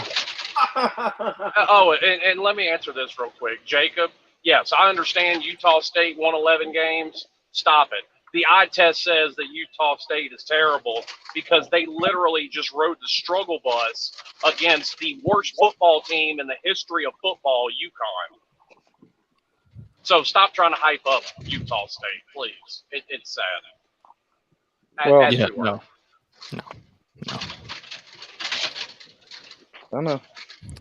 No, I like it. But yeah. So Clemson, elite defense, offense needs work. Playoff team in that. If they make the quarterback switch, they'll absolutely make the playoffs. If they make the quarterback switch, yeah, they might. Yeah. Look, y'all, I gotta go. I have to go water the lawn and then cut the grass. So I bet you do, bro. no, I got to get ready to go. To Hey, go. I appreciate you coming on, bro. It was spur of the moment. I just said I called TB and I was like, bro, you want to come on with me? And he came on. So yeah, shout out to TB. Subscribe to Tiger Baskins on YouTube. Thank you. I appreciate that, bro. And Slim, My boy. we'll catch My you boy. later. Fishing, definitely catch you, bro. And Daniel, All right, keep bro. you keep being Daniel. All right. A pleasure as always, TB. Yeah. See ya. See ya. All right, dude. So what's the score you got, Fishing and Slim for What up? On what? Kentucky? On what? Florida, Kentucky game. Florida, Kentucky. I think Florida wins about 10. Slim? I think either way it'd be a close game, but I've got Kentucky winning by a touchdown. Of course you do. Of course you do. Hey, that's fine. You can have your own And of opinion. course you have Florida winning. Well, I have genuine thoughts and opinions that have led me to this point. Right, well, so do I. I can articulate them if you like. What's up, Joey? Hey, Florida loses because AR throws What's up, Joey? a pick and causes them a game. Joey. I wanted to come in because I was running behind in the stream. I don't know what happened, but I was like 30 minutes behind y'all. So I was typing stuff in, and y'all were gotta talking fast about 30 forward, bro. minutes before. So I look like an idiot. But anyway, I wanted to come in because when y'all got to where you was talking about West Virginia and Kansas, and you talked about West Virginia and Pitt last week, y'all said, what Tiger said, that West Virginia, that JT Daniels was just getting destroyed in the pocket. That's not true at all. They only sacked him one time. They only had one sack and 3 No, hurts. they sacked Hold Joey. on. Joey. They sacked him twice. They sacked him a few times. We he sacked, got sacked more than once. Each team had 5 sacks. We sacked Slovis Hang on. 5 times. Each team had 5 sacks. Yeah. No, they didn't have 5 sacks. Yeah, both quarterbacks got sacked. I mean, the D lines for both teams played great. It was the wide receivers for JT Daniels that didn't help. Breaking up, Slim. Slim's breaking up, but what I think Slim is saying that yes, both teams got sacked, and unfortunately, the West Virginia wide receivers couldn't catch a ball. Yeah, and I think West Virginia played better than Pitt did. Yeah, they definitely did. They definitely did. We dropped one deep right in his hands. There was 5 off the top of my head that were dropped. There was 5. That were. And then the last one that was dropped was unfortunately the nail in the coffin, because and that was Bryce Ford Wheaton, who had a fantastic game, who had already caught 2 touchdowns in the end zone, So, I mean, he had a great game. He just dropped that one ball. He's probably our best receiver. Caden Prazer's probably our second best, but number 0 is definitely your best receiver. We got to get our receivers catching balls. The problem is everybody focuses on him because you don't have any other receivers. So everybody focuses on your best receiver, and so you don't have any other ones that can do any damage. And so they focus on him and they shut your passing game down. And JT Daniels is the best passer, and then in the Big 12 maybe. And so JT Daniels has nowhere to go, and blah blah blah. Conclusion. Yeah, we need a little bit of more depth at receiver. I admit that. We've got Sam James. Sam James is the one that drops passes. I don't know what it is he has for the last 3 years. He can't catch a ball. He drops a lot. And Bryce Ford Wheaton, he very seldom drops one. And then Caden Fraser, he's kind of new. He just came in late last year. Now he's starting. But we've got. Now, I tell you what, CJ Donaldson, our running back, that freshman running back, 7 carries, 125 yards. Are you kidding me? Mm-hmm. I mean, that guy can absolutely, he'll run you over. Yeah. He's a mountain. He's a big running back. He's a tight end, They made him a running back. So, Jesus Christ. But anyway, I just wanted to come in and say, it's not like they tore us up or anything. We dropped passes at critical times, and we didn't go for it on fourth and 1 inch. Well, hey, buddy, since we got you in here, what do you think about Kansas and West Virginia? West Virginia favored by 13.5. What do you think? Yeah, last year it was a closer game, a close game at Kansas. But West Virginia generally doesn't have any trouble with Kansas. Usually blows them out.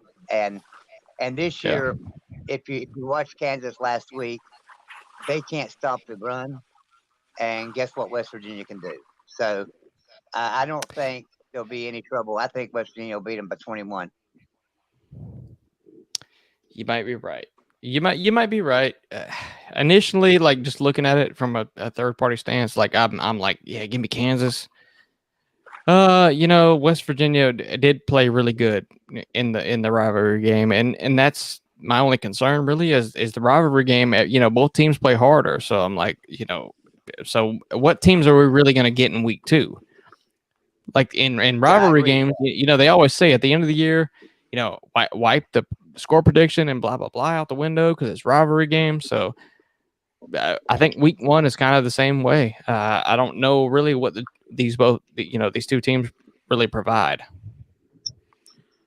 I mean, I think if JT throws the ball the way he did against Pitt, of course, I think he's gonna have a really good game.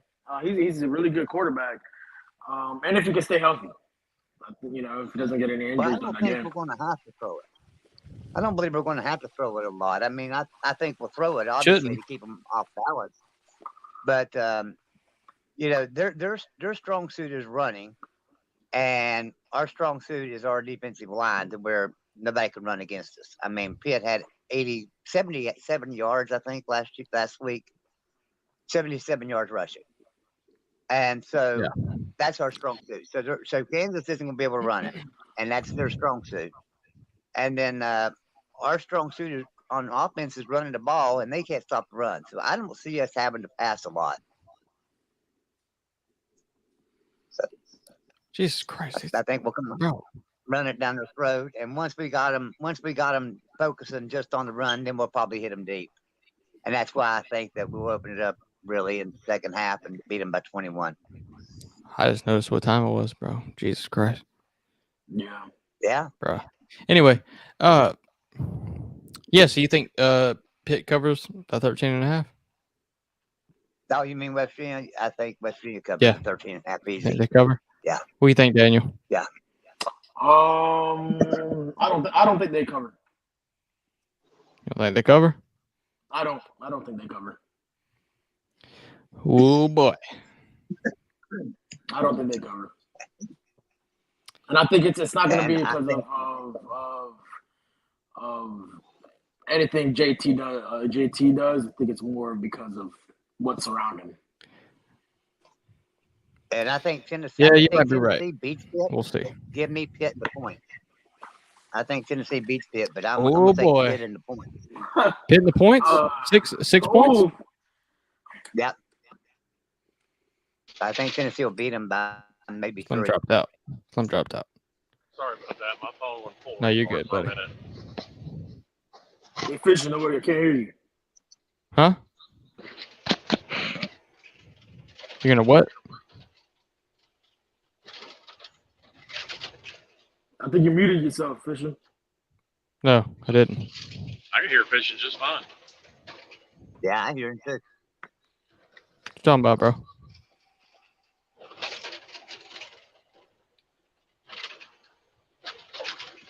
I don't know. It was weird. I literally drove through the same spot this morning on Pete's show, and it wasn't a dead spot.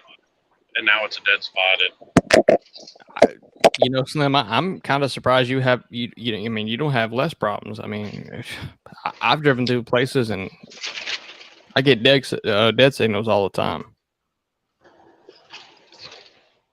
I am in Louisiana, so it doesn't surprise me. Yeah, well, Louisiana is, It's Louisiana. Yeah, it's Louisiana.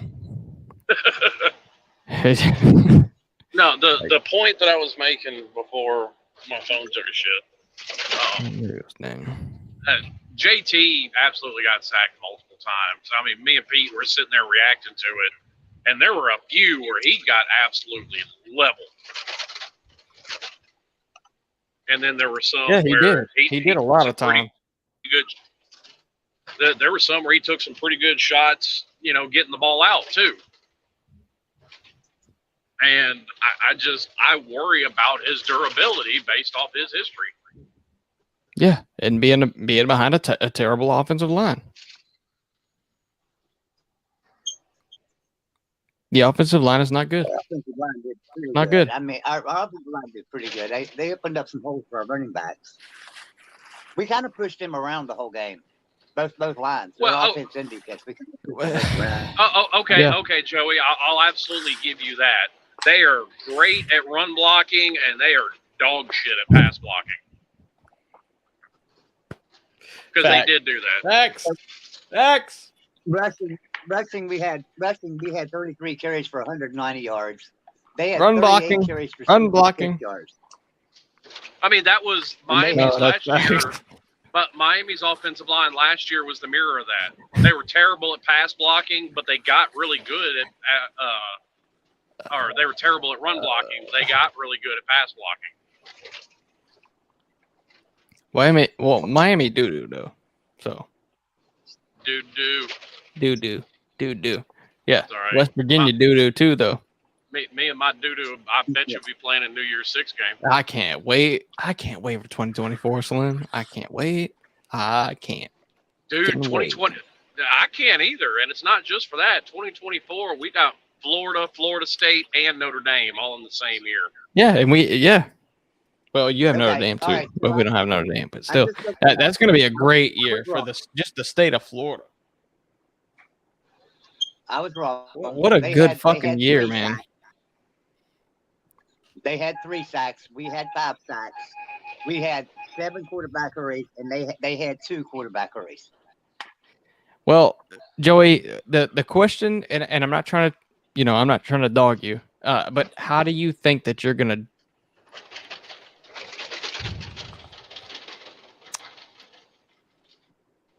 I don't really know how to say this.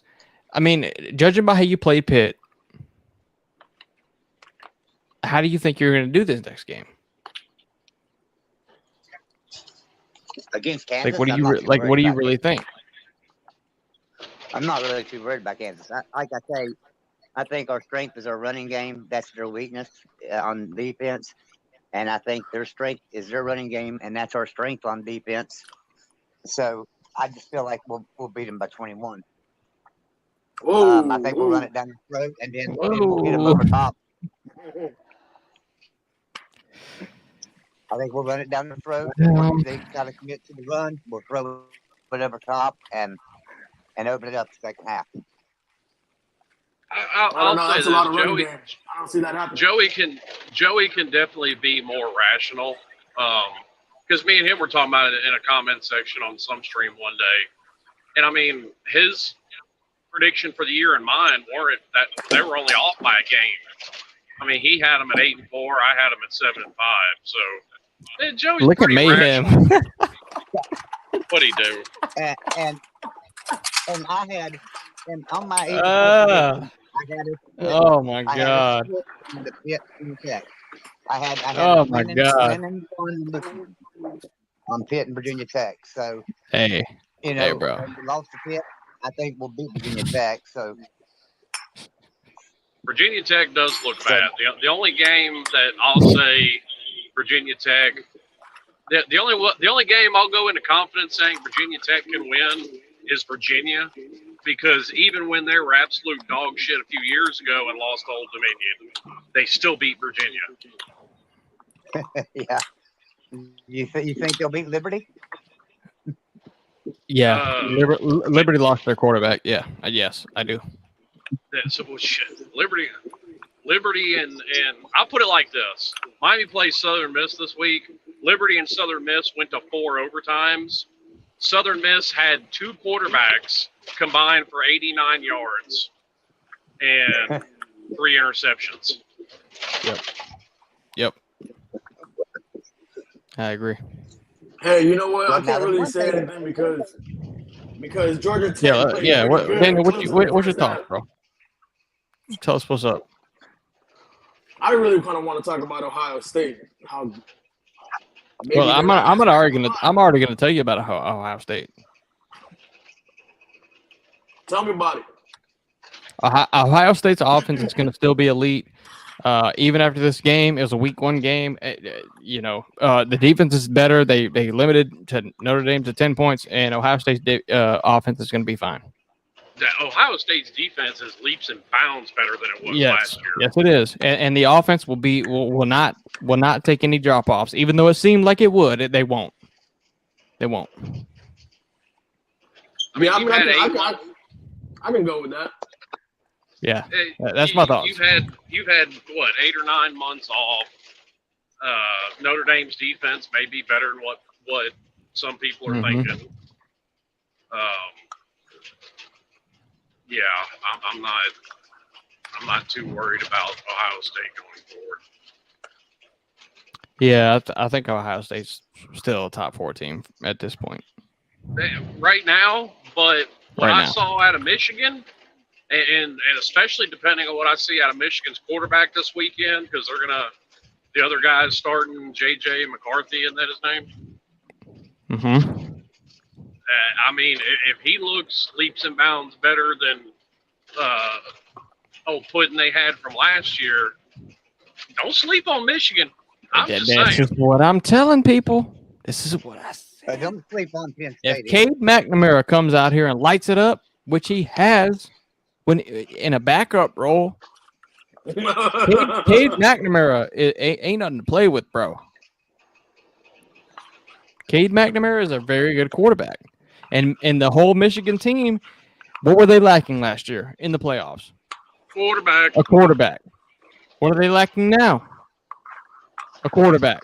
Yeah, but you know what? What happens if they get insert name here? Quarterback.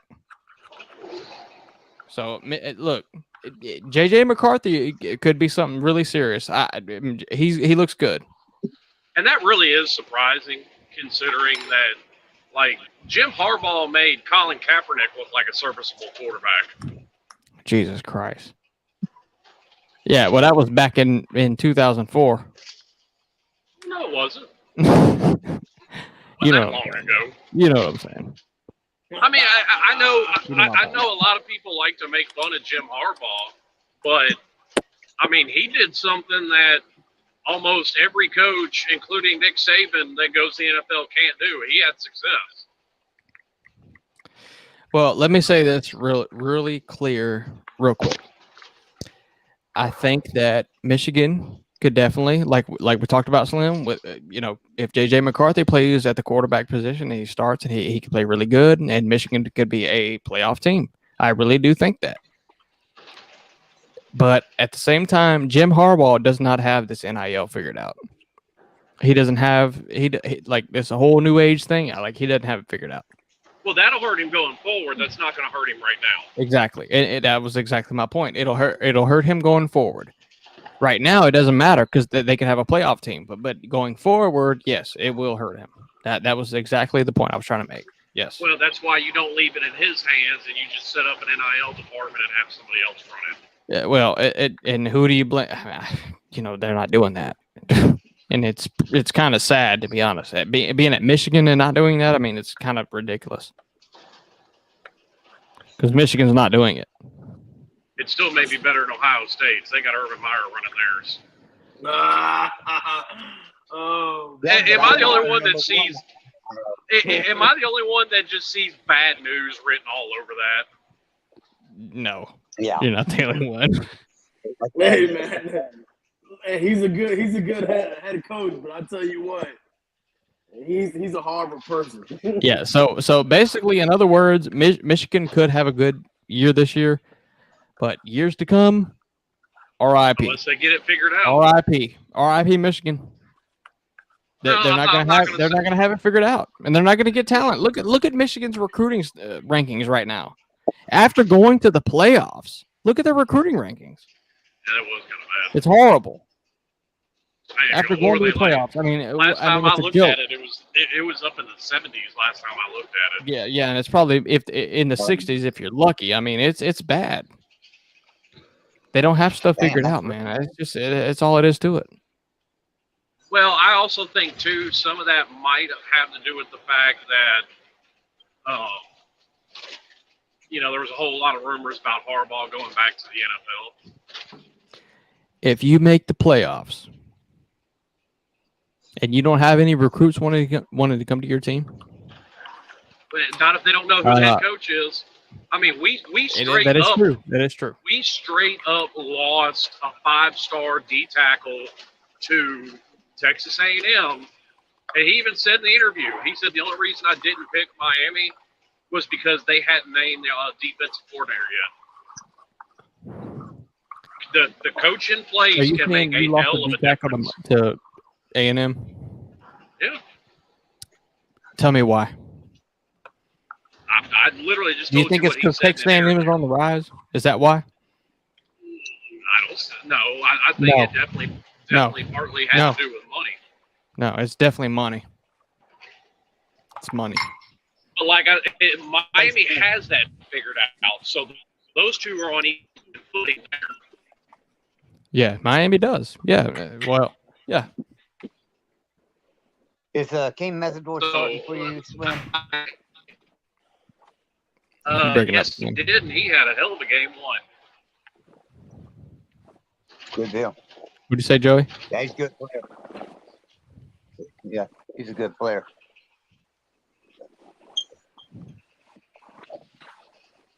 All right, man. Well, I'm going to hop off, man. Appreciate you letting me come in. All right, Joey. I appreciate you coming in, bro. All right, we'll see y'all later. See you, buddy. Daniel, do you have any thoughts? No, I just want to tell you how trash Florida is always going to be. Okay, who are you a fan of, then. Daniel? I don't even know. He's Georgia. He's Georgia. Oh, okay. Yeah, that's right. Yeah, Daniel, tell me. I'll sit here and listen. Well, before we do that, before we do that, because I'll agree with Daniel there. How about something we can all agree on? Okay. Tennessee fans have lost their ever-loving minds. They do it every year. I think they're going to be better every year. Last year. Every year. I think their offense, yes, is going to be good. But to say that they have a defense yet against Ball State, I'm not going there. Yeah, they picked off the first play against Ball State, so they have a defense now. They'll beat Florida. That's for sure. Well, hold on.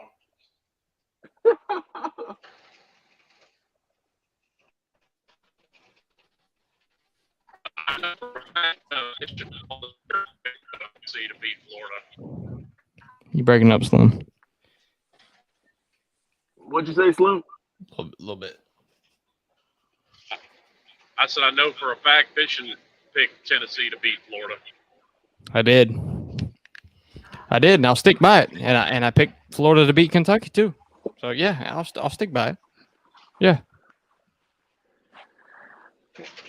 Like I said, I think Kentucky wins just because AR throws a pick, and it's gonna cost them the game.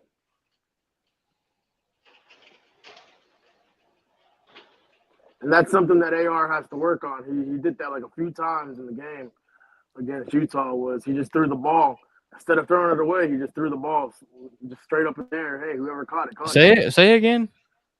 So there was a few times that he was underneath pressure by Utah, and he threw the ball, and you didn't know where the ball was going to land. There was one time. And it's like, man, you can't be doing that, man. You can't be doing that. But, it was one time.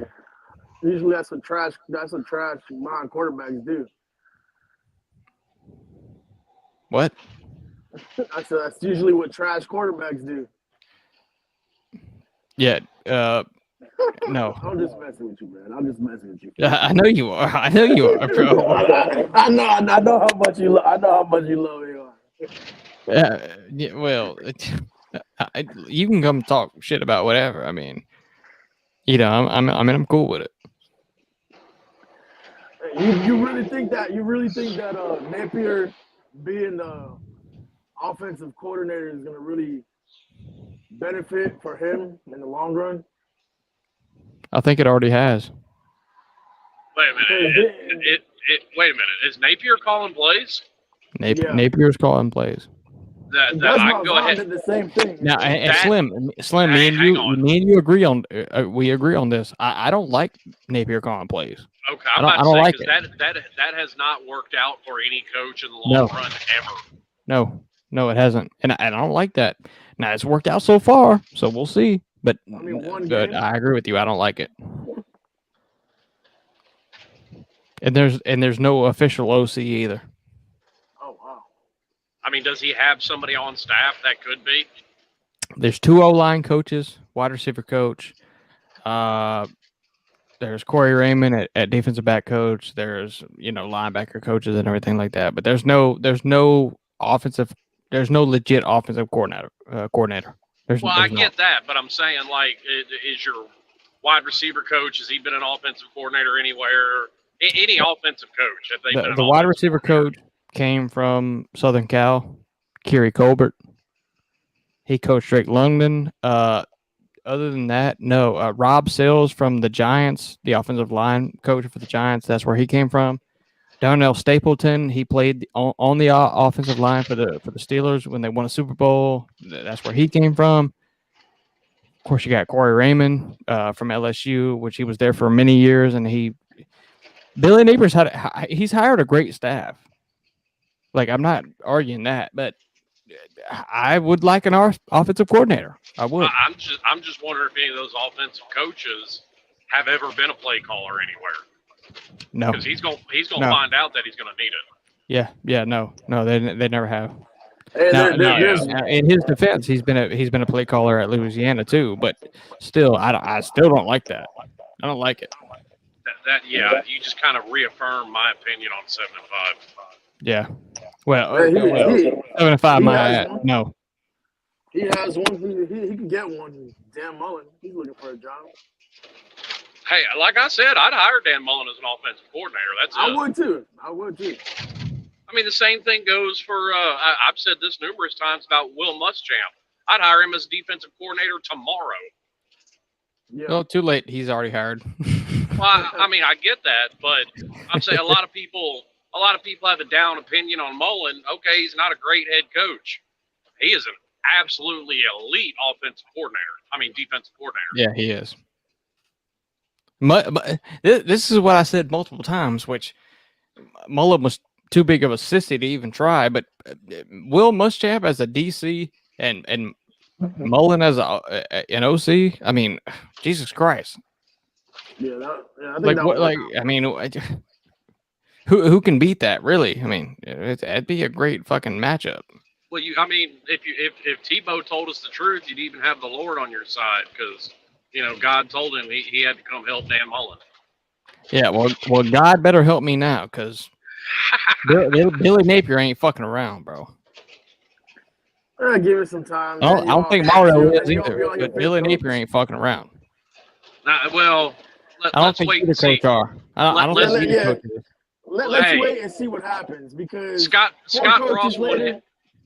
Frost won his first game at Nebraska, so let's pump the brakes a little bit. Was it a top 10 team? Was it a top 10 team? I don't care. Scott Frost won his first game in Nebraska. Yeah. So to your point, let's relax. Yeah. Well, I mean, that's my point in general. It's just chill out. It's just, there's no telling, if he's going to be any good going from Group of 5 to Power 5. The whole OC thing. For your sake, I hope you don't have to go 7 and 5, 6 and 6 to find out.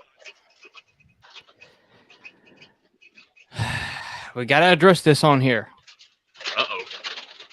Because Mayhem Matthew brought it up. And Slim, this is Well,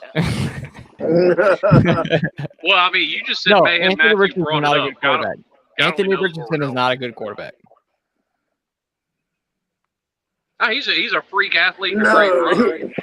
yeah, he's a great athlete. You can tell he's a great athlete. Okay. You can tell he's a big boy. He's a big body. He can run the ball. Okay. He has a cannon for Correct. an arm. Correct. Yes. But have we seen him actually like make consistent? That's the big word there. Consistent, consecutive passes to wide receivers, which that's all in time. We'll see that all in time. So. Well, it's week 1. We can't judge these people. Okay. Well, what your words, Matthew bro. say? I can't read the chat. What Matthew say? Mayhem said the same thing you've been saying. Anthony Richardson's not a good quarterback. And Colby will come in here and agree, and Daniel will agree too. It's the same shit. I'm not at all saying he can't be. Like I said earlier, he's got potential, and you'd be foolish to doubt it. I mean, see, I think that's something that people got to understand too. It's like, yeah, I understand we all are fans to a certain team, and we can be biased to a certain extent. But that's like me telling people, hey, Jake Fromm was a great quarterback. No, it's not. No, Jake Fromm. No, he was no. What are you his talking wide about? receivers and all his surroundings would make him a real good quarterback. He wasn't even great at all. No, that's not anywhere similar at all. What did he say about Jake Fromm? He compared Jake Fromm to Anthony Richardson. That's what he did. No. I'm not comparing Jake Fromm and Anthony Richardson as comparison. I'm saying, like, when we're doing comparisons, that's like me saying, hey, I can't say that Jake Fromm was a good quarterback just because he's from Georgia, and I'm a fan of Georgia. He's not. I mean, you seen that in his last year playing there. He was horrible. Of course he was. Jacob Eason or Justin Fields should have been starting, obviously. Oh, yeah. I mean, a blind man knows that. Ray Charles is rolling in his grave, bro. Well, I'll never get over that. Yeah, I will never get over that. Other than Colby, 15 minutes ago, most all Georgia fans were saying that same exact thing. Yeah, I mean, the delusional ones. Yeah. I mean, now all of us can be to a point. I mean, Fish and Football here actually tried to get on the show and make a valid argument to me that Anthony Richardson is better than Tyler Van Dyke. He's more explosive. It depends what you want to, it depends what you want to classify as better. He's not a better passer. No. And then that's what I'm looking for. Is he a better runner? Yes. Oh, yeah, sure, fine. I don't want my quarterback to run. That's what I'm running back. Is he a better in between? Is he a better, balanced? I don't know. We'll see. Hey, Fishin, do me a favor real quick. Look up the forecast in Florida when it's going to be game day on Saturday. Because if it's going to be raining in Florida, then give me the Gators. I mean, I don't know, because it really the rain favors what team is going to try and run more, and I think they're both going to try and run the ball a lot. I actually disagree. Yeah, but more to the favor of Florida. I think Florida's going to take deep shots, to be honest with you.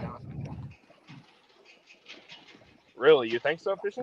I definitely do. Why if you watch anything from Billy Napier, he goes in heavy with the run, and then he opens up the pass, and that's where you saw Anthony Richardson run that 50-yard touchdown.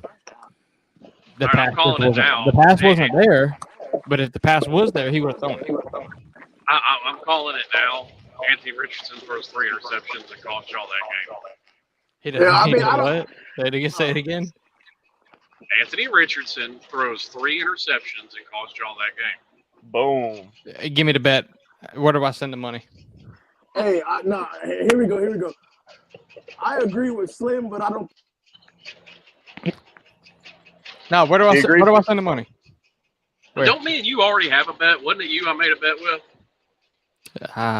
Remind me, because I don't think so. I don't even remember what the bet was, but it was for a bottle. I remember that. Me and Fishing have the same deal. I could have swore it was you, but I may be wrong. You might be right, shit, but I don't remember. But if anything, looking at how it is right now, I'm probably winning the bet. But anyway, I don't Well, remember. no, the bet, it was something on Miami's record. Daniel, how many times are you gonna drop out of here, bro? My bad, Why? man. Bro, That's that what are you doing? That's that UGA connection, bro. Yeah. And the funny thing is, the funny thing is, I live in Florida. I'm literally like 45 minutes away from Gainesville. Slam, you don't even have internet at your house. Come on now. That's by choice. Yeah. Coach Dante, my boy. Hey. Well, no, I didn't want. I didn't want coming in, bro. I didn't want. We sitting here neighbors. talking shit, bro. We just talking shit. I didn't want neighbors, so the end result of that is they don't have internet run out there yet. Yeah, I bet. You gonna get that cow soon? I mean, it won't be till probably at least March. You gonna get a duck with it? Well, I'll probably have several when I go duck hunting. My question is this: how delusional? Not delusional. How much hype is the Florida fans gonna put into Florida if they come out with the win Saturday? Look at me. I'll tell you how much. I'll tell you how much. That's a simple question to answer. They'll go full retard. Yeah, they're gonna be no, no, bro. Coach Dante, bro, how you doing, bro? Hey, I mean, if you come talk some college football, bro. I don't know. I know you've been an NFL guy, but you can come in here. I can talk NFL too, because my Tampa Bay Buccaneers been adding another trophy to the case, sir. Yeah. Bill's winning it all. No. Dude, because if there's one thing you can count on, it's the Bills to screw it up. I started Matthew. Hey, you might be right. You might be right on that. I don't know. You might be right. And I like Josh Allen. Don't get me wrong.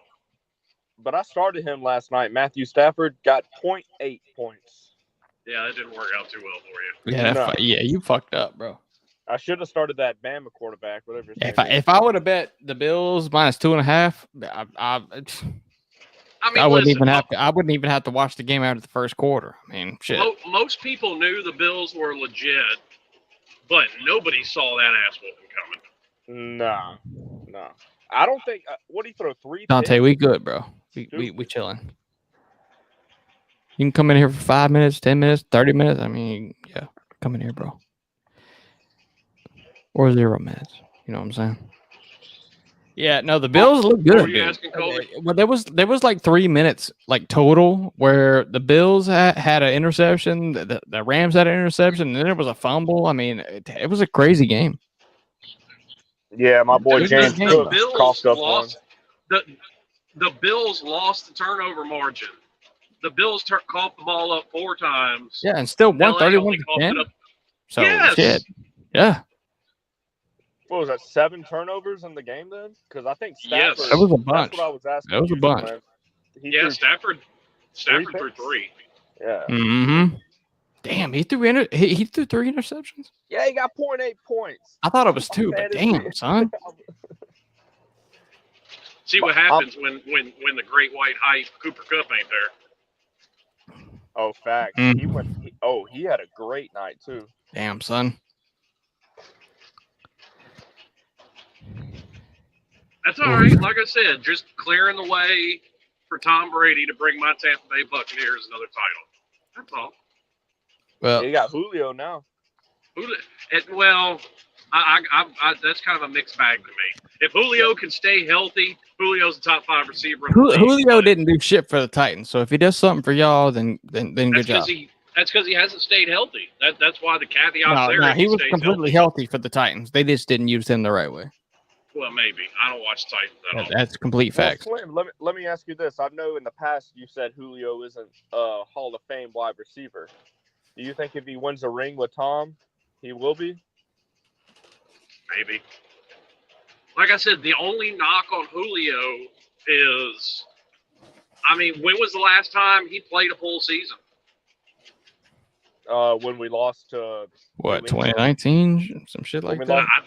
I I think it's even farther back. I think it's about 5 years Could ago. have been. Yeah, Could've when we been. lost to New England, he was at his peak, but I don't know about the healthy thing. Yeah, and I mean, it sucks for him. I got nothing against Julio, so he was that lethal threat. And I mean, there was like a 5-year period where you can make an argument that Julio was the best receiver in football. Oh yeah. It was him big and fact. Megatron at a time. Yeah. Yeah, It's what's just Aaron like- Rodgers going to do without Devontae Adams, though? Nothing. He's got to count on Alan Lazard. Doo-doo. Oh, what do y'all think about? What do y'all Doo-doo. think about Denver this year? Denver's going to be a good team. Man, Denver's hyping themselves up. Denver's going to be a good team. Russell Wilson is washed up. Dude, have you seen him lately? He Well, looks kinda we tough. will see this year because Russell Wilson, just because he had one bad year, I don't think you can pencil him as washed up. Now, we'll see this year. If he's washed up this year, He hasn't been able to carry that team since the Legion of Boom was gone. Well, 2 years ago. I mean, come on. I mean, how close have they made it to a Super Bowl since they Well, it doesn't matter how close they made it. It's Russell Wilson. I mean, it depends on the team. Broncos have a good roster. Same thing with Matt Ryan. Broncos have a great roster. Yeah, facts, Colby. Yeah. Okay, Yeah, I you mean, look at there's validity to that argument, but I mean, there's a lot of people that can't stand Tom Brady that always talk about, well, he had an elite defense. Well, no, he didn't. Actually, during Tom Brady's time, they averaged the 15th ranked defense in the league. Yeah, it was all Tom at that time. Well, that's Cat. And let's bring in the NFL guru, an NFL guy. And then we can talk about this because I guarantee you he's going to tell you all about it. What's up, Dante? What's good? What's good, What do you do, my boy? I'm doing great. What do you think about this Broncos slander? You talking about what Broncos slander we talking about here? Well, the Broncos not making the playoffs. Broncos not going to hang on. I'll clarify yourself. Verbatim, what was said is Russell Wilson is washed up. I don't think so. I disagree with it. I don't think he's washed up at all. Nope, me neither. I don't think he's washed up. I still think he got it. I mean, we want to talk about he haven't led a Seattle team to the Super Bowl since the Legion of Boom. But goddamn, if it weren't for Coach Pete Carroll pissing them second one away, and we gotta forget about that. We gotta forget about this. Before this dude got injured, this dude was goddamn the MVP of the league before he got hurt. He still had a 25-6 year, a 26-5 touchdown year. Yeah, it was a subpar year, but that's not a bad season. It's not a terrible season. That's for Davis Mills type quarterback. That's a great season. That's a great season. I know it's a low to his standard, but he threw a 25 touchdowns in a 6 interception year. That's not a bad year at all. He showed yeah. And I'm not saying that that's a bad year. And I completely agree with your point that Pete Carroll fucked up that Super Bowl against New England. But an elite quarterback, okay, and we'll use Aaron Rodgers as an example. Nobody's scared of Green Bay's defense. And Aaron Rodgers and the offense have single-handedly led them into the playoffs multiple years. You notice so the Packers defense no good? No, I didn't say that. I said nobody's scared of it. You did bring up defense, right? So you didn't see that Seattle defense regress? We're not gonna like that Seattle defense was good either. That Seattle defense has not. That's Seattle whole team regressed. Boom. That Seattle defense was not great. I absolutely agree with you. I'm just saying we can't blame it on Russell Wilson at all. The defense couldn't stop anybody on the field. He deserves an equal portion of the blame. No, I agree. Hey, Coop. This is why I like this. Yes, sir. Because we're college guys, bro, and Coach, Dante, you're very much more an NFL guy. So yeah, yeah, I like this conversation because Okay, I mean, well, there's I so many mean, things I can say, bro. I mean, I do a lot of college games, so I love college a lot. But I'm more like you, right? I'm more on the NFL level. I'm more of an NFL level than college. But I'm starting to pick up on college a lot too, though. But I'm more of an NFL level. So I do agree with you on that part. is this Tom Brady's last year? yes. Until Tom Brady said, I'm gonna believe it. Facts. I'm gonna believe it. Until Tom Brady says it. Yeah, I agree. I agree with that point, but I think that decision, based off of him leaving training camp like he did, Go ahead, Slam. I think that decision has been made for Tom Brady for the good of his marriage.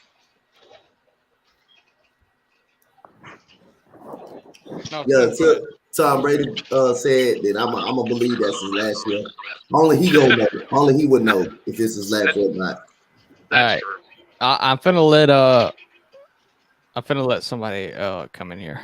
Oh God, that's dangerous. Slim, do you have any idea who it could be? I haven't the slightest clue. Well, here you go. Your dreams haven't been answered. My man Octavian. Wait, before Octavian comes in, I want to ask Coach a couple questions. Yeah. Do that. Yeah, do that. So Coach. Yes, sir. Who's your college team? Longhorns. Texas. NFL. What, your Eagles? No, I'm not an Eagles fan. I'm a diehard Texan fan. Okay, Texans. That's right. Damian Pierce. Oh, so we can agree Damian then on Pierce, our hate. baby. We can agree then on our hate for the Cowboys because I can't stand them. You'll never leave where I'm at, Christian. Anyway, Colby. Yeah, Colby, go ahead. No, my second question for Coach was how you think Matty Ice is gonna do? I'm an Atlanta fan. Okay. So how you think Matty Ice is gonna do in Indy? Well, he should. To be honest, he should do the same thing that Carson Wentz did. Get a ball to Jonathan Taylor and just make the smart throws. I think he's a better quarterback than Carson Wentz. I still think he could be. I still think he could be fine. I don't think he will be the prime Matty Ice no more, but I still think he could be fine. I still think he could have a good touchdown to interception ratio just because you got Jonathan Taylor and a very solid offensive line, and you got Pittman Jr. I think he can do the same thing. He can pretty much do the same thing. See, that's what I was saying. Like behind in Atlanta, he didn't have a good offensive line. Yep. Maybe ever, to be honest. He had Julio and Tony that one year, but that's about it. Yep. I got a question for you, Coach. Are people putting a little too much stock trying to write off Tampa Bay because they lost a couple offensive linemen? Yeah. I think, like I said, as long as Tom Brady up on the center, I'm not counting out Tampa Bay. I can't do it. Tom Brady did it too long. He didn't show it too long without any type of offensive line, regardless if you get receivers off the street. He has Conley showed it. Hey, I read a ridiculous stat yesterday that Tom Brady gets his shot off in 2.1 seconds average. That's crazy. And that's why the offensive line isn't going to matter because he gets the ball out so quickly. Yep. And they put him in position where you just throw the ball too quick. Where they get the ball out of his hands. They don't put him in a position where he's going to get the ball out of his hands real quick. And the defensive line ain't going to be able to get to him. And you've got too many people to throw the ball to because Godwin will be back. Evans is healthy. You've got Julio if he can stay healthy. You've still got Cameron Bray. Traveling. Receiver out of Atlanta too, man. That's good. Russell Gage. That dude is good, man. That dude is actually good. Man. Russell Gage is good, and I tell you, a lot of people overlook him. Yep. He's got his own little Julian Edelman down there, and Scotty Miller that runs a 4.3 40. Mm-hmm. Scotty Miller. Yeah, I picked him up on fantasy. No one drafted him on fantasy. I picked him up. Hey, I like me some Scotty Miller. I can't argue with it. They got Tyler Johnson too, who's one of their backup. Do you think the Bucks really go to the Super Bowl this year? Though, like, what are your real thoughts? Both of y'all, Slim and Coach. What do y'all think about what? The Bucks going to the playoffs. like and going to the Super Bowl. Now, I will hold off Super Bowl, but I definitely think they're going to the playoffs. I definitely think they win in their division. Yeah, well, I'd agree with that. Yeah, I definitely think they win in that division. I think they're still better than the Saints. I think they're still better than the Saints. I'm going to make the same prediction that I've made for every season that Tom Brady's been in Tampa Bay. They're going to make the playoffs, and we'll see what happens then, because you see all the time upsets in the playoffs. It's hard to win a Super Bowl. And it's even harder to win back-to-back, which is why it didn't surprise me that they lost last year. But I've said this both seasons. Tampa Bay is going to make the playoffs, and who wants to put money against Tom Brady in the playoffs? Nobody. Not too much nobody. Yeah, big facts. My boy Octavian came in about to spit some facts about he left. Gators and he dropped out. He left, bro. Hey, what's your thoughts on Bama, Texas this week? Oh Lord, it hurts me to my heart, but I shouldn't hurt you, bro. Give it to him. No, go ahead and give it to him. We playing against Alabama, and we got like I say, man, I wanted a few fans. You a Texas fan? Yeah, I wanted a few fans, that would admit when a team is a better football team. Alabama is just an overall better program. Like I say, we got talent. We got talent on the team, but Alabama has elite talent. Has elite talent. So that's a difference. They have NFL type talent. Can they cover 20 though? Huh? Can they cover 20? I think Texas can score 21, but I believe that Alabama is going to score 34. Because that means that's my score, 34-21. I wouldn't be surprised if it's worse. So you think Texas could cover the 20 points? Yeah, I think they could. But to say that, I think they could too. I'm not picking it, but I think they could too. But I'm picking Bama and give me the points. Yeah, I'm opposite of you, Coach. I think Bama's going to roll in there and beat that ass. It wouldn't be surprising though. It wouldn't be surprising at all. Right. I probably wouldn't. I wouldn't be surprised at all. Ex-offensive coordinator, head coach of Texas now.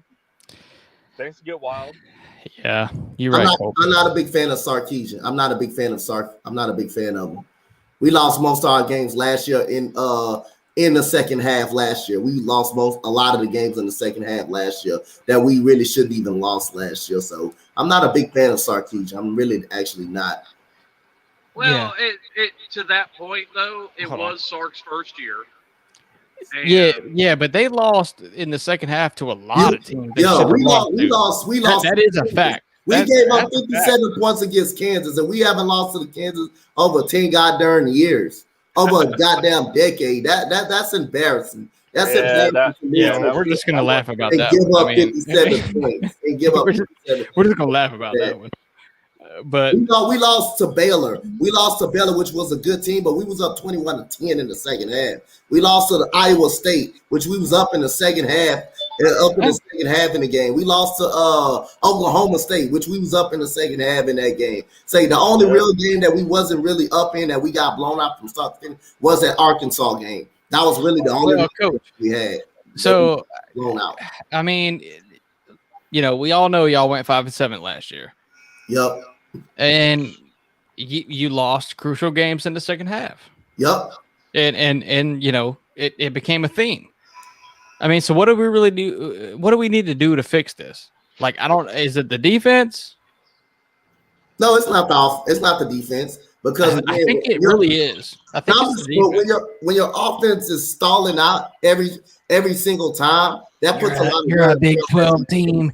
Your offense is the strongest point of the team. You got to fix the defense, in my opinion. I mean, if your offense not scoring consistently, the defense is going to get worn out and get tired. And our offense that's true too. Scoring consistently. Our offense wasn't scoring consistently in the second half. They completely shut down actually in the second half. So if the offense was scoring, if the offense could score points, then yes, I will make a case. Hey, this defense needs to get fixed, which I think you do. Not disagreeing with you on that. I think this defense still need to get fixed up, and I think a lot of that game against Kansas, you can't give up 56 points. Not against Kansas, you can't. That just cannot happen. Bro, no. Hey, boys, I gotta head out. All right, Colby. Slim fishing. Keep it up, all right, Colby. All right, bro. Low key, no homo. To jump back to the NFL for a second. Who's your team you think nobody's talking about that The Chargers. The could very Chargers. well be well, a lot of people are talking about the Chargers. Chargers are good. Justin Herbert's one of the 10 best quarterbacks in the NFL. Yes. But me personally, I don't think the Raiders are getting enough love. I think the Raiders can really shock some people. Yeah, well, Derek Carr has been the quarterback for 18 years. I mean, shit, but he's still good. Yep. Still good. And now they're adding Devontae. He's got Devontae Adams now, so yeah. Hey, I'm gonna throw a shocker. I'm gonna throw a shocker right here, and I'm gonna go for a team in the. Tell these people, Coach. Tell them. I'm gonna go for a team in the NFC. I'm gonna go for the Saints, bro. The Saints. Yeah, I think they can make the wild card. I think they won't win a division, but I think they'll win a wild card. They'll win a wild card. Ever since Tom Brady became the quarterback, the Saints have gave him completely hell every single year. But self playoffs, because Tom Brady is different in the playoffs and he knows how to adjust. But if you're talking about regular season, they're the only team that pretty much gave them pretty much pure hell. They still got a very good defense. They lost C.J. Gardner-Johnson, but they still got a very deep secondary, man. Oh, they traded him. Yep, because they're stupid. But yeah, dude, he's got a point though, because he does. It's not just Tom Brady. Who is it? Marcus Lattimore. Yep. That man has had Mike Evans on clamps. Yep. But here's where I'll disagree with you. I don't care if Jameis Winston got a new knee and LASIK surgery. He still redefined 30 for 30. Yeah. Yeah. If Jameis Winston don't turn the ball over, I think he can get him. I don't know, man. He's got to put up or shut up at this point. I know, and I agree with you. I agree with you because he would. To be honest, let's be honest. If he wouldn't have been the only reason he's still a Saint because Deshaun Watson did not choose the Saints. Did not choose the Saints back when he was a free agent and when he was picking his team. When he was trying, when they were one of the 3 teams that he wanted to go to. The only reason that he was a part of that, he's on the team now, they resigned him because Deshaun Watson didn't pick against the Saints. Otherwise, he wouldn't have been a Saint. We can all agree he would probably be in New Orleans right about now. But again, I still think the Saints, as far as on the defensive side, yes, they did lose C.J. Gardner-Johnson for the trade, but their secondary is still deep. Their secondary is still pretty much deep. Marcus May did get in trouble. I still love their secondary. I love Cameron Jordan and Marcus Davenport on that defensive line.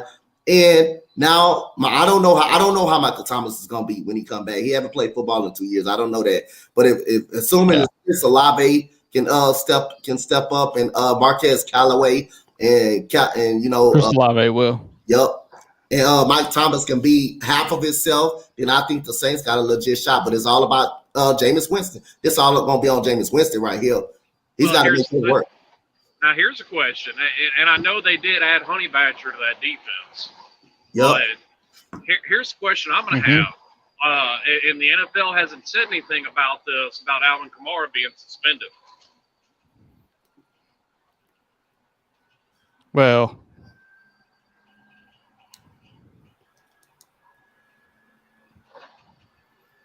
yeah, Raj. Oh, yeah, bro. I mean, because Alvin Kamara is going to be. Slim, is this the real Raj, bro? What? Is this the real Raj coming in the stream? I don't know. No, I can't see it. No, it's not.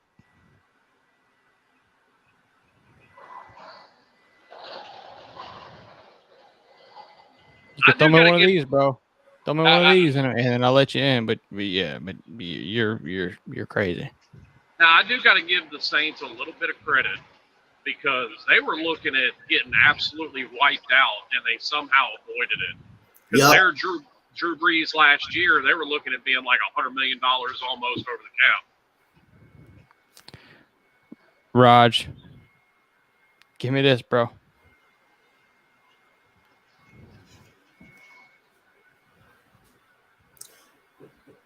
I had a question. Go ahead, y'all do y'all things. Hold on. Yeah, I had a question, and I really like this guy. I like this guy, and I know everybody like him now. AR-15. What y'all think? What y'all think about him against Kentucky this weekend. What y'all think about him this weekend against Kentucky? I think he's going to do the same thing he's supposed to do. I think he's going to throw an interception and cost the game. Yeah, of course you do. Of course you do. Of course you do. Do you have any reason to think that, though? Yeah, because last year there we go. Last year. Until he proves otherwise, I have no reason to think otherwise. Okay, but do you have any reason to think that he won't, though? And I also don't think there's that fear from Kentucky about beating Florida anymore, because they beat y'all 2 out of the last 4. So that getting over the hump of actually beating Florida is gone. And like I said, as long as they have that running back, they're going to give y'all fits. No, I did say it's going to be a close game either way. Yeah.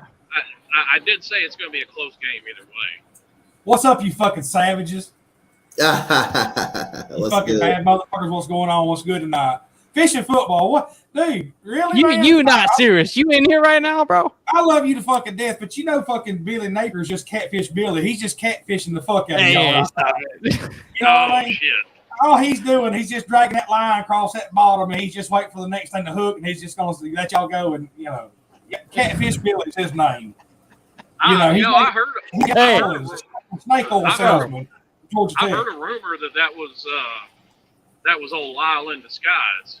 Yeah, Catfish Billy. That's all he's doing is catfishing the fuck out of y'all. He's blue chip Billy, bro. Blue chip Billy. He's like that bitch at 2 a.m. It's low expectations, but you still get it at the end of the day. You know what I mean? That's what Florida is.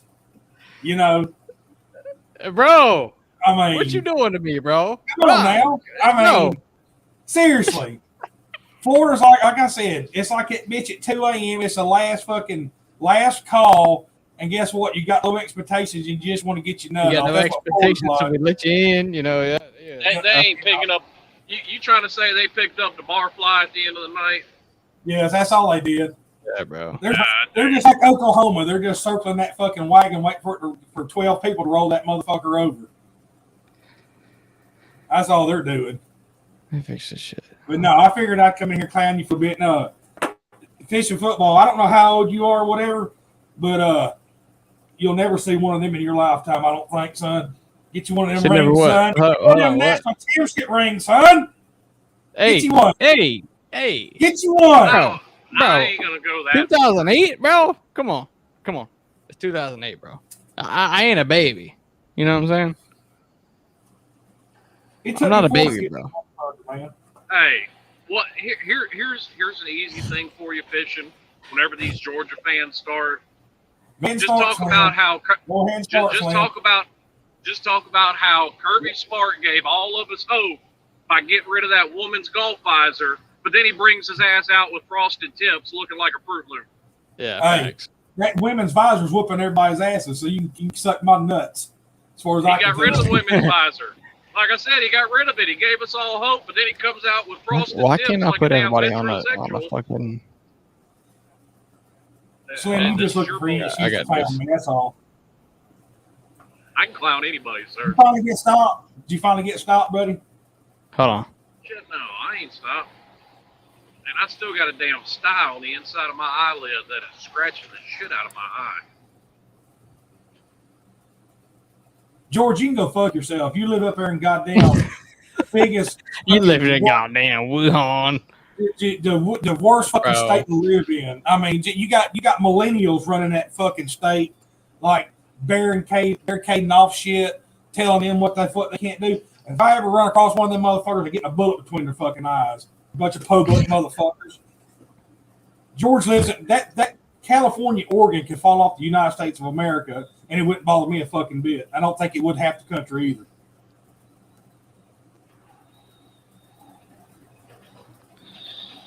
I don't hear any disagreement.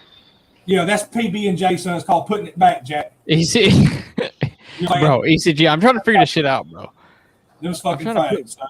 This is some shit. And on top of that, Georgia just there we go. Yeah, there we go. I'm good with that. State of Oregon got ECG, my boy. What it do? Nothing. Go ahead, Raj. My bad.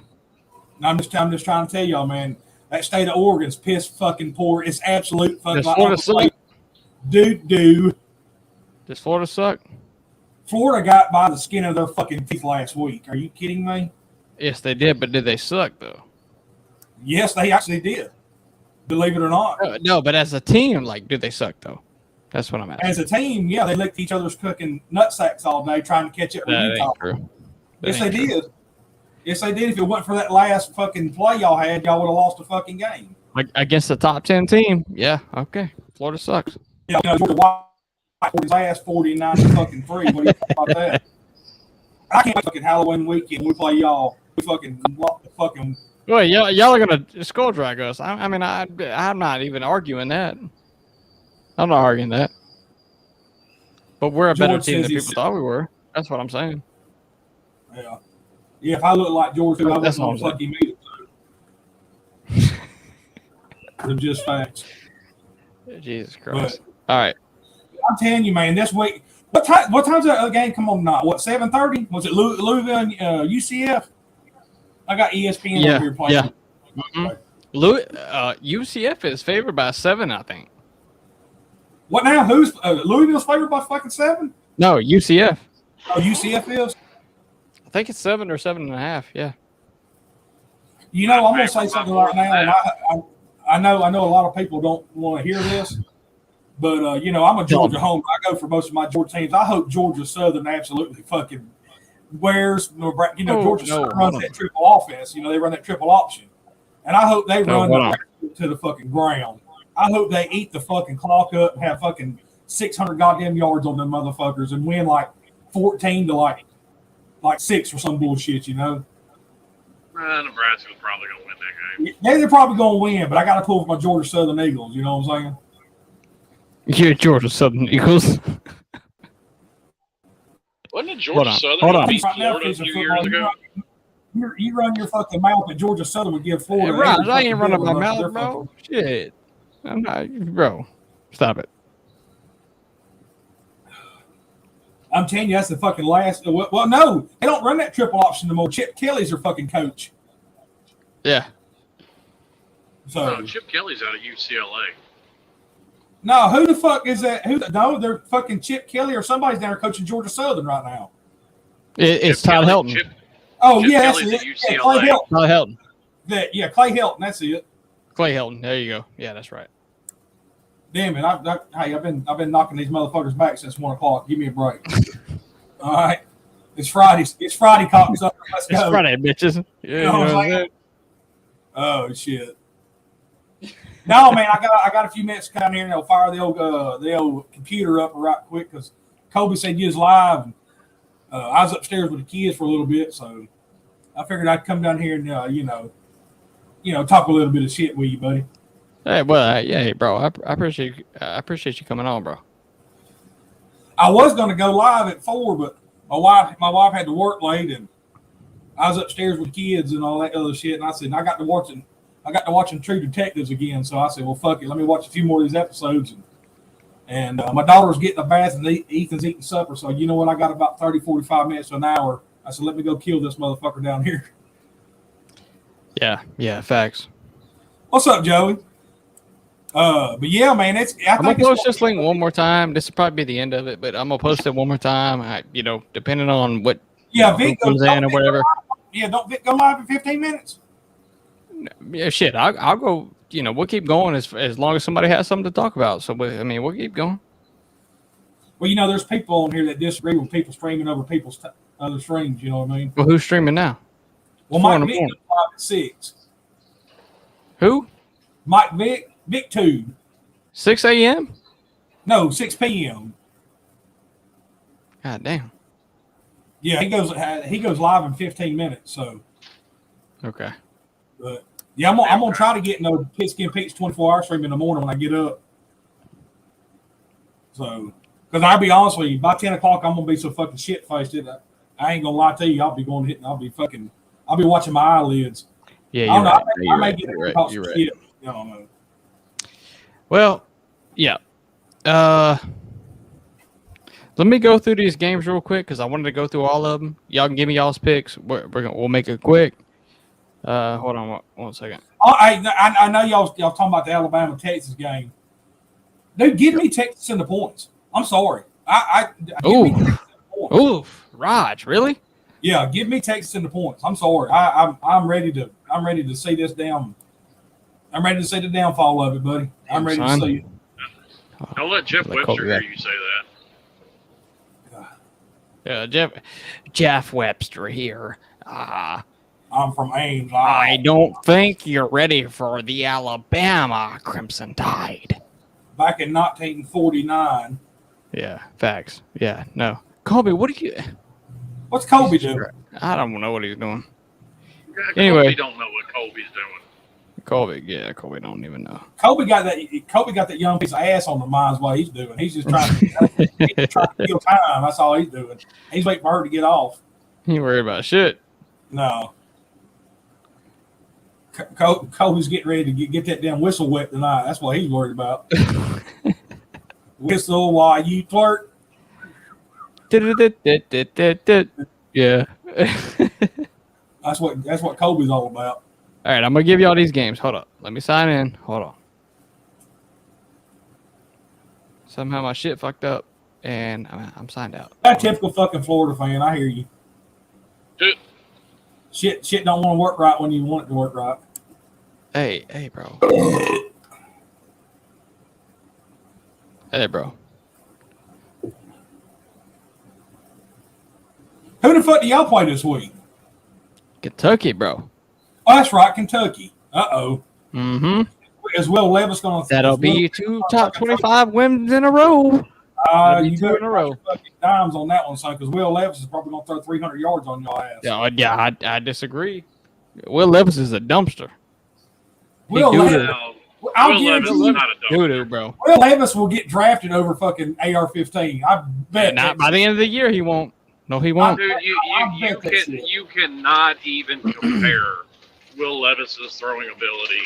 No, Will Levis will get drafted way fucking higher than AR-15. No, he won't. All right, no, he won't. Keep smoking that butt crack. That's all I got to tell you. Because AR-15 is absolute fucking garbage. I mean, bro, on what? He's fucking garbage. Based on what?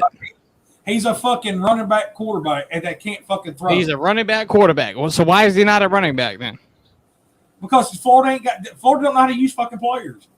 Florida has great running backs, so I don't. Why is Anthony Richardson not a running back? Listen, I've had a little too much to drink. All right, so I'm spitting off facts. All right. Because it's real simple, Raj. Because they don't have a quarterback on their roster, so they have to line. No, the quarterback is the quarterback. That's all it is to it. Oh yeah. We'll say fucking tomorrow. That's all right, Raj. No, I know you started. I have a feeling you good, bro. Throw all over their ass tomorrow. Nah, you good, bro. Hey, is Kentucky getting that damn the running back from suspension or whatever? Nope. It's not confirmed one way. It's not confirmed one way or another. It ain't happening. Well, hell, Will Levis is going to go.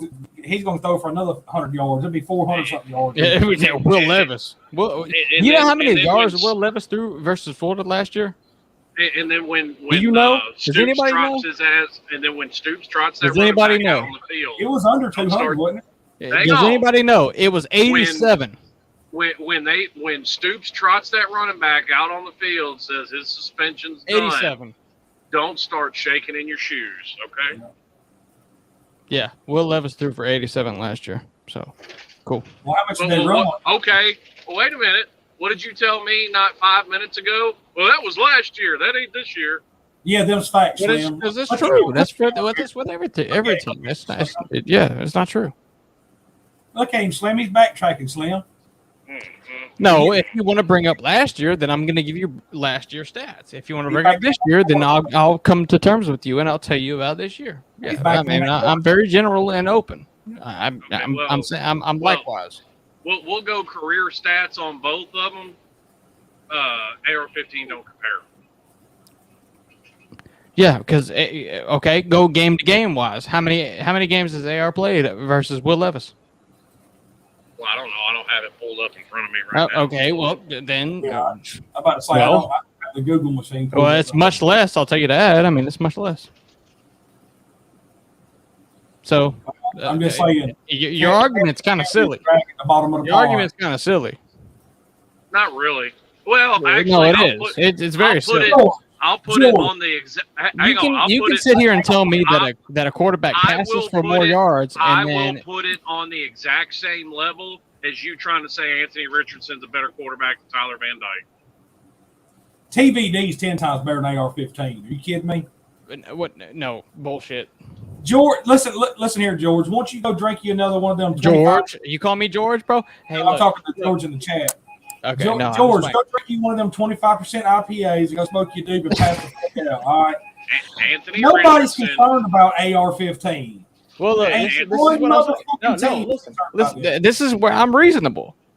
I will say that Tyler Van Dyke and Anthony Richardson, as far as passing and rushing number wise, can be split. And if you look at it as a whole, the quarterbacks could be about even. I'm gonna say something. And I would agree. I would agree to that. No, I'm talking quarterback stats, passing the ball, passing and rushing. Completion percentage. No, passing and rushing. Quarterbacks rush. Passing yards, completion percentage, touchdowns, interception ratio. Right. Anthony Richardson is dog shit compared to Tyler Van Dyke. I'm gonna say this, and I'm gonna get out of here. I'm gonna go get me another cold beer right quick, lock me another Camel Light. Fishing football. You see that emblem on your shirt that you got that word? You represent your fucking team real well. No, bimbos. No. Bimbos. I knew somebody was going to say it, bro. I knew somebody was going to say it. Woo! Yo, Raj for the fucking win. Catfish. Fucking Raj. Yeah, no. Bro, it's all good. I ain't worried about it. All right, buddy, Ro. Hey, man, I love you. Good luck tomorrow. Hey, dude. Yeah. Appreciate you.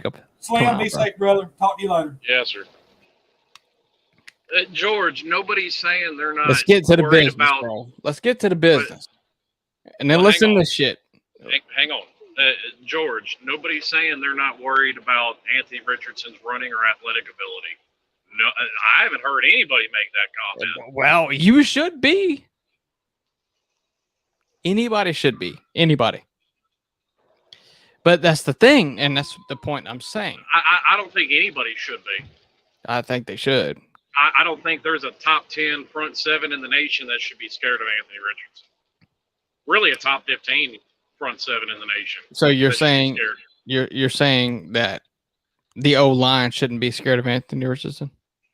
That's what you're saying? No, I said any top 15 front seven in the nation. You said front seven. Yes, the front seven means defense. That's offensive line. No, that's defense. Or defense. Or defense either. Either one. And you run 5 offensive linemen, not 7. 4 or 7. Or 4 or 5, my bad. Yes. Unless you want to count, a 2 tight end set. It depends. Go ahead. Yeah, but yeah. You get my point. There's not a defensive front seven in the top 15 to 20 in the nation that should have any fear whatsoever of Anthony Richardson. Well, and so you can't argue with that because it's. I can. I'm just not trying to waste my breath. If you wouldn't take anybody in the comments, tell me, would you take Anthony Richardson over your quarterback? I wouldn't. No. Slim, would you? No. No, of course you wouldn't. I have running backs. What do I need a running quarterback for? You don't have a running back. You have Jalen Knighton. No, I have several running backs. So do we. Jalen Knighton might be the second or third best running back on the team. This is what I'm saying. Florida is loaded with running backs, but we have a running quarterback too. So what are you going to do to stop that? You're one-dimensional. I stack 9 men in the box. What are you going to do to stop a running heavy team with a running quarterback? I stack 9 men in the box on every play. And then when he throws over the top, I'm not scared of his passing ability at all. And then when he throws over the top, you're going to be surprised. You're going to be surprised. Yes. No, I'm not. Yes. Not with my corners. Bro, I got Al Blades Jr. and Tyreek Stevenson. I ain't worried about him. Well, and we're not comparing teams, really. We're comparing like we're comparing strong suits of our team. That's what we're comparing. Well, actually, no, because the statement I made was any defense, any top 15 to 20 ranked defense, they're going to have absolutely zero fear of Florida's offense. Yeah, I mean, do you think I disagree. that? Well, okay, right. So you think that he's going to rack up 200-300 yards passing and another 100 yards rushing against Georgia or Clemson's defense? No. Okay, I mean that's 2 in the top 15. I think he could, but I don't even think there's a possibility that he could. No, I definitely think he could, but I'm not betting on that or planning on it. No. So you don't have a whole lot of confidence that he could. I have confidence that he could be 200 yards passing, 150 rushing. Yeah, I believe that. Against Georgia or Clemson's defense? Yep. When has he ever passed 200 yards? Do what?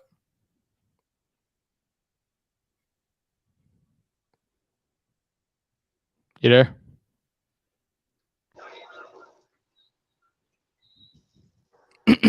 You broke up. Yeah, well, somebody's trying to call me. Oh, okay. Yeah, what'd you say? Somebody was trying to call. I said, who is he throwing for 200 yards against? Well, he hasn't been the full-time starter yet. Doesn't matter. He has not thrown for 200 It does yards matter. in a game. He hasn't been the full-time starter. Okay, if Tyler Van Dyke played in the second half of games, wait a minute. If Tyler Van Dyke played in the second half of games, would he be an elite quarterback? There were several whole games he played in. Tyler Van Dyke's first game he played in, he come out and threw for 320. Okay, but he had a whole game. So you say that Anthony Richardson's never played in the whole game? No, he hasn't. No. So that makes your prediction of anything until Utah. No, he hasn't. No, he hasn't. Wait a minute. So he's had one start from beginning to end in his entire career. Here we go. Miami threw for Tyler Van Dyke threw for 300 yards against nobody. But Anthony Richardson played Utah. He didn't throw for about 160 yards. That's not the argument I'm making. Quit trying to turn it around and backtrack. That's not the argument I'm making at all. Let's get it. Yeah. So he's played one game from beginning to end. Yes. And you think he could even be a top 100 quarterback, not playing but one game from beginning to end? That makes you an absolute fool. Say that again? If he has never played but one game from beginning to end, and you think that he even has anywhere near the ability to be a top 100 quarterback, is foolish, borderline mentally is not deranged. A top 100 quarterback. If his stats are that bad and he's getting pulled in halves a game, his stats weren't bad. Okay. What are you trying to say? Now I get what you're saying about you pull the stats up, but what are you trying to say about Anthony Richardson? I don't get that part. He has not thrown for 200 yards ever in his career. So why would you even say that he hasn't started enough to do it? So then why would you even say he has the ability to do it? That's a foolish argument. He has the ability to do it because he does. And this is where we get opinions and facts mixed up. That my opinion is that he can absolutely throw for 250 yards a game. Okay, well, I'm going fact-based. Some people's opinions, and maybe it is yours, but some people's opinions think that he can't. And I'm going fact-based that he's never done it. How much do you want to bet that he throws for 250 against Kentucky? I mean, make it light on yourself. How much? Make it light on yourself. Make it light on myself. How? I got 20,000. I got 20,000 in the bank. That's as high as I can go. Make it light on yourself, bro. 20,000, bro. Jesus Christ. That's my limit. That's all I got. I'll bet you $20. Anthony throws for 20 or 200. My bad. No, you said 250. No, I said 200. No, I said 200. You literally just said 250. I said I think he will throw for 250, but I'm betting 200. That's what I said. Okay. I'll still put $20 up on it. Whatever. You want to bet that? Yep. Let's do it. I'm good with that. Yeah, 200 yards versus Kentucky. Yeah. Give me that all day. But no, I mean, in a general focus, I mean, Anthony Richardson, not a good quarterback. You know, I don't really even know what to say. You can't remotely say that he's a good quarterback if he's never thrown for 200 yards in a game. And I would say any quarterback on my team that has never thrown for 200 yards in a game is not a good quarterback. That's just football. Well, the thing is, throwing doesn't define a quarterback, and this is what we've been saying for weeks. No, it doesn't. Yes, it does. No, yes, it does. No, it does not. Yes, it does. So running means nothing in a quarterback. So if a quarterback runs, no matter how many yards he runs for, it doesn't matter. I don't give two shits. I have no use for a running quarterback. I have running backs for that. Okay. So you should put your quarterbacks the running back? If that's what he's good at, yes. I need a quarterback that can throw the ball. Okay. Well, hand your ball off to Anthony Richardson. See how he does. Hand the ball off to Lamar Jackson. See how he does. Yeah, Lamar Jackson can't stupid. That's stupid. That's stupid. And that's what Pete said. And that's what Pete said too. That's ridiculous. That argument is ridiculous. I don't give a fuck who says what. It's my opinion. I don't need a running back lined up. I don't need a running back lined up at quarterback. I need somebody that can throw the ball. I have running backs to run. Okay, but if you have a running quarterback, I have no need for it. Okay, so what you're saying is you want a statue at quarterback. That's what you're saying. I didn't say that at all. There's a difference between it's pretty much what you're saying. No, it's not. It's not even close. If you don't understand football, it's what I'm saying. Because there's a big difference between a running back at quarterback and Aaron Rodgers being mobile at quarterback. Drew Brees being mobile at quarterback. Well, they're mobile when they have to be. But they don't run down the field. They get away from pressure. Yeah, but what if they could run down the field? I don't want them to. That's what I got running backs for. Yeah, but what if the running backs couldn't? They have a very short lifespan if they're going to take off running. That's all running quarterbacks.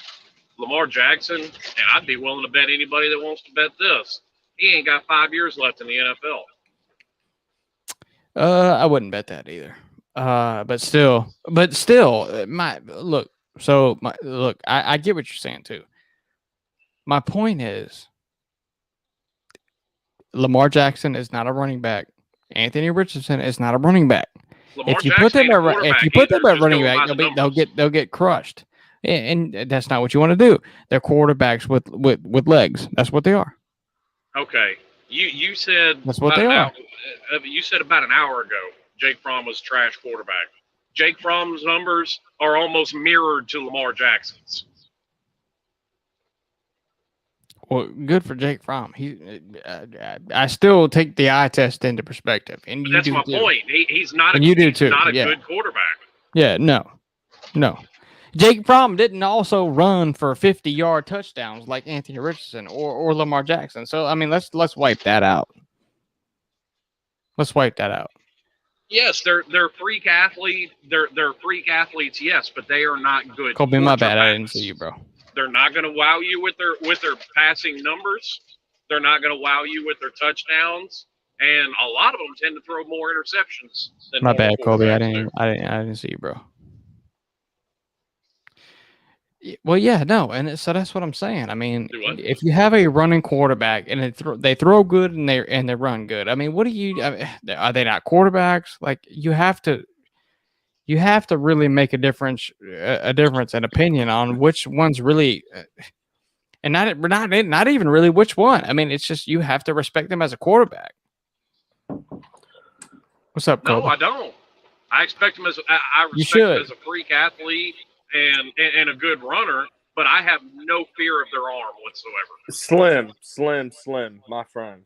Did you just say you don't want a quarterback that's mobile? No, I said I don't want a dual threat quarterback.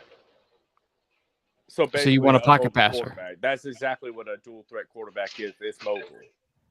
No, because Tyler Van Dyke's not a dual threat quarterback, but he's mobile. Oh okay, boy! So you wouldn't want Patrick Mahomes on Miami State. No, I don't want my run. This is the thing, and this is the new. Let Go me ahead. finish this Go sentence. ahead.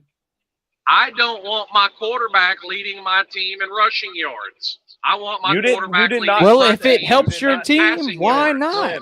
Slim, you did not say that. You said you don't want your quarterback being a rushing quarterback. No, I don't. I want longevity out of my quarterback. You didn't say you wanted him leading him in rushing yards. It's great to have a rushing quarterback. What are you talking about, man? Not for it is. It's great to have a rushing quarterback. It's great to have a quarterback that can throw and rush. Yes, exactly. Not for longevity of the player. No, it's not. Yes, it is. You're thinking about longevity of the. You're taking. It doesn't even matter if you're talking about longevity of the player. I mean, actually, you would think that you would have learned this lesson already with Tim Tebow. Tim Tebow couldn't throw the ball worth a shit, and they bounced his ass out of the NFL within 5 years. Tim Tebow was great in college, and he wasn't in the NFL. Well, you know what's funny? He actually was better at the NFL than people thought. But anyway, I'm looking for my players to be great at both levels. Oh, besides, okay, so if somebody's great in college, but if you think they're not going to be great in the NFL, like fuck them. Running quarterbacks don't last in the NFL. They just don't. Lamar Jackson, Josh Allen, Patrick Mahomes, Russell Wilson. Once again, they don't last. Michael Vick got several years before he was done. That's the old days, bro. That's the old days. That ain't even the old Miami days. Fans living in That's the old days, man. Slim Shady Canes doesn't want It's not the same, bro. No, that's not at all what I said. Tyler Van Dyke's mobile. He gets away from pressure and throws on the run all the time. I don't want him running downfield. Why? You don't hold want on. I don't want my quarterback taking hits. Hold on. Do you like Tyler Van Dyke being mobile? Yes, I like him getting away from pressure. Well, he's the least mobile out of AR-15, out of Malik Cunningham, out of name your quarterback in college. He's the least mobile. So point proven. Okay. He's the least mobile. What point proven? He has a better record than both of them put together. Not necessarily. No, he doesn't. Yes, he has a better record than Malik Cunningham. And I don't care about the record. I don't care about the record. The record is all that matters.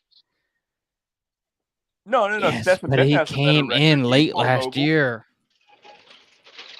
I mean, if he does it going forward, sure. Yeah, then you can throw the record in my face. Throw it in my face. Like I said, I have no use for a dual threat quarterback in my opinion. Listen, this is all I'm saying. You don't like dual threat quarterbacks, but dual threat quarterbacks are winners. They're winners. They're not. Yes, they are. Okay, so at one level of the game. Slim, you're telling me Justin Fields isn't a winner? Facts. There you go. Facts. No, he's not. Go look at him right now. Chicago's terrible. He went to the playoffs. Has Tyler Van Dyke been to the playoffs? Exactly. Tyler Van Dyke been to the playoffs? Okay. You saw what he did at Ohio State. Name a single dual threat quarterback that has ever won a Super Bowl. I'll wait. It doesn't matter about Super Bowls. I'll wait. About longevity. You're talking about longevity. Yes. See, this is a double standard. Like you're talking about, you got to be successful. You're talking about you got to be successful in the NFL, and then you're talking about they weren't successful in college, and it's like, bro, like which one do you want? Do you want successful in college or the NFL? No, it's not at all a double standard. I went from your example to your example. You went from Lamar Jackson was successful in college, and he was successful in the NFL, and he still is. No, he hasn't had a successful career because he doesn't have a Super Bowl. He's won the MVP, so that's ridiculous. And so is Cam Newton, and neither one of them will end up with Hall of Fame. Cam Newton was great in his prime, so no. Cam Newton was great. Cam Newton was great for about a 3-year period in the NFL. Yeah, okay, and Cam Newton was great when he was great. And let him have hardware. So if somebody's not great for 20 years, they're doo doo. I mean, I don't understand. He's got no hardware. What are your parameters? Where's the hardware? Let me ask Slim this real quick. Would you want Cam Newton in college on Miami? I would prefer not. No.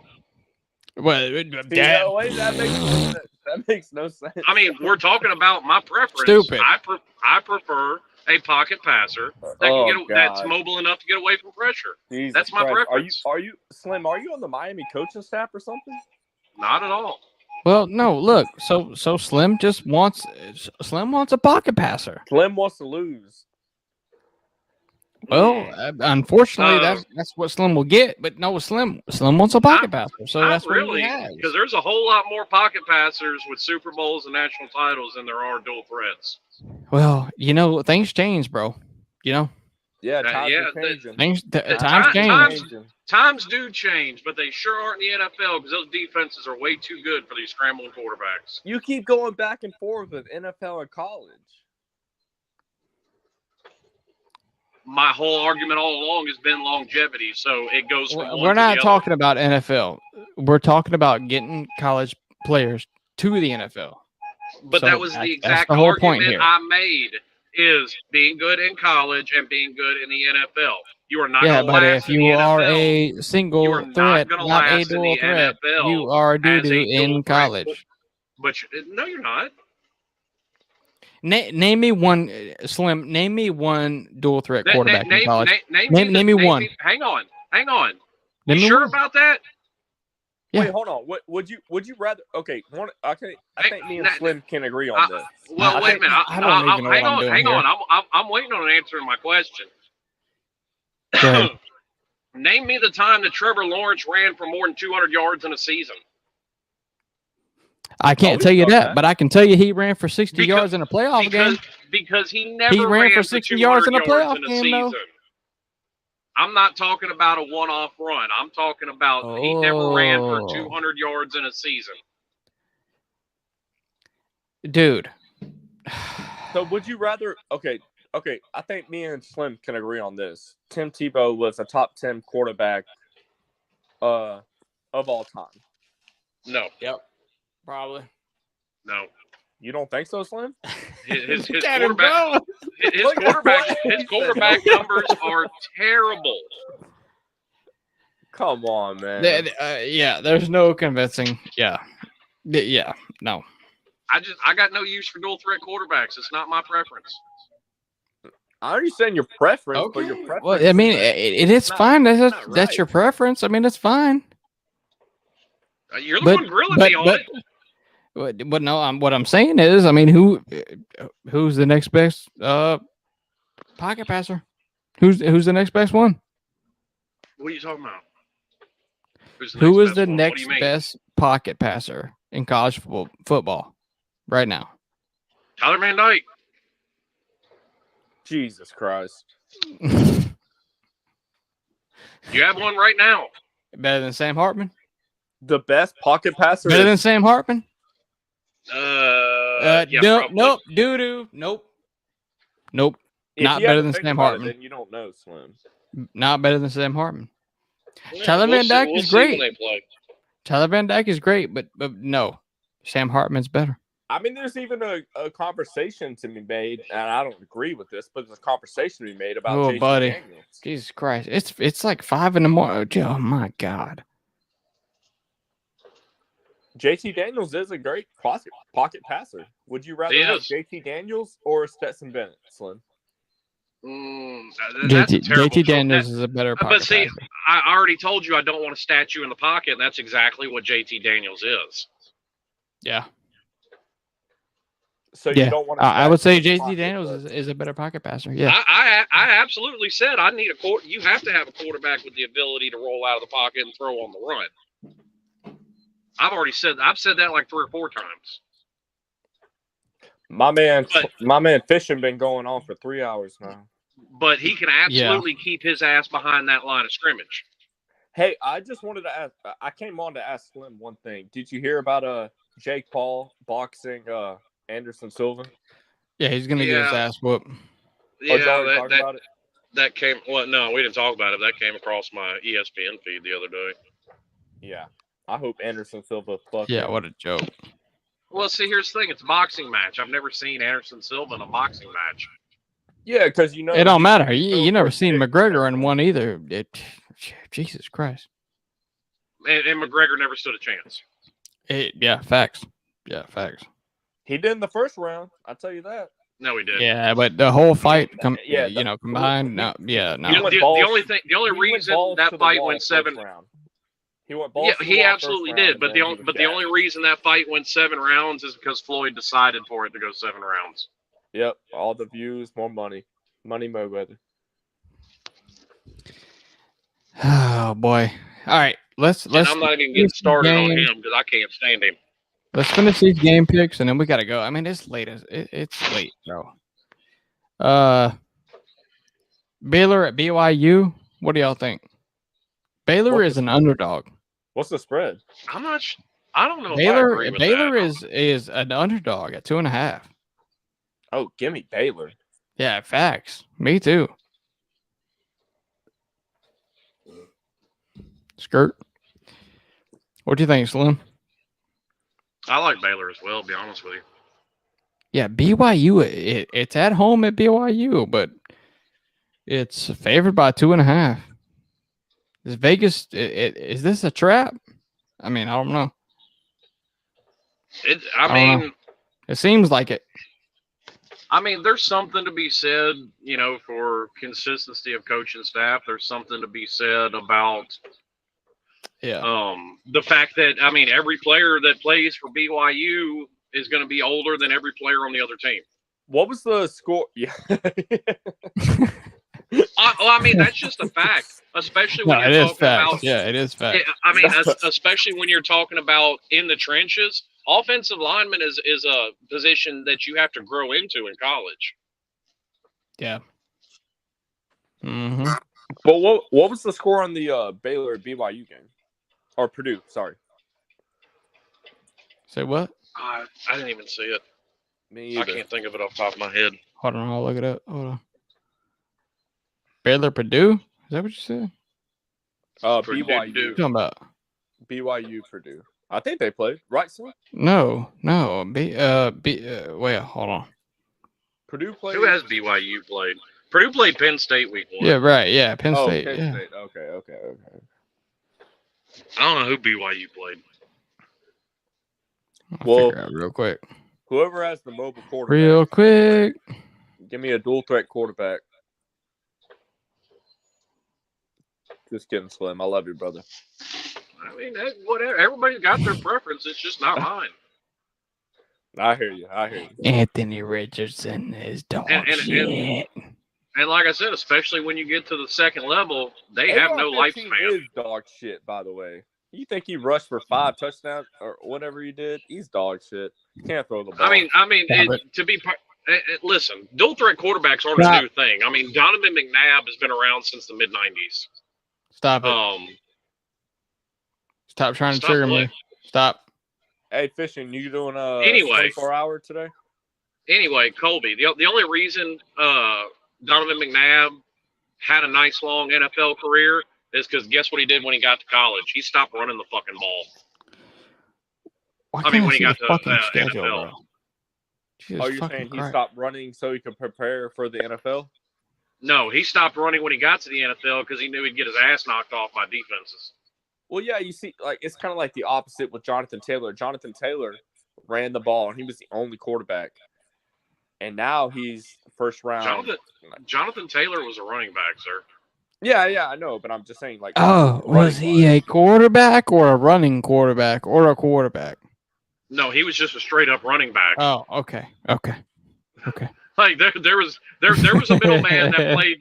There was a middleman in between him and the center. He was the straight up running back. I'm playing with you. Yeah, but yeah. I think it would have saved some time. Put in an extra lineman, take the quarterback out, and just snap it right to Jonathan Taylor because that's what they were doing. Yeah, basically. Where you heading to, Slim? Home? I ain't gonna make it home today. but I'm right around the corner from old Primetime's house. Oh yeah, I got you. You going back home to Memphis, bro?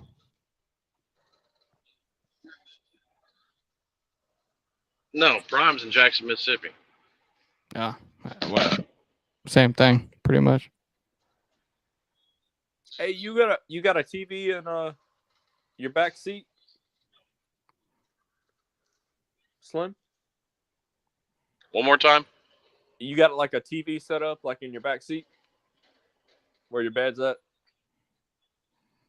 Yeah, I got a whole. I got You a know whole he bed has, back there. bro. Come Yeah, I on. got a TV. You need to He's got a bed, a TV. He's got cable, bro. Come on. I need to like Homie got an Xbox back there. Shit. yeah. No. Send me a video of like what your little setup's like. I like to see it. Some of those are nice.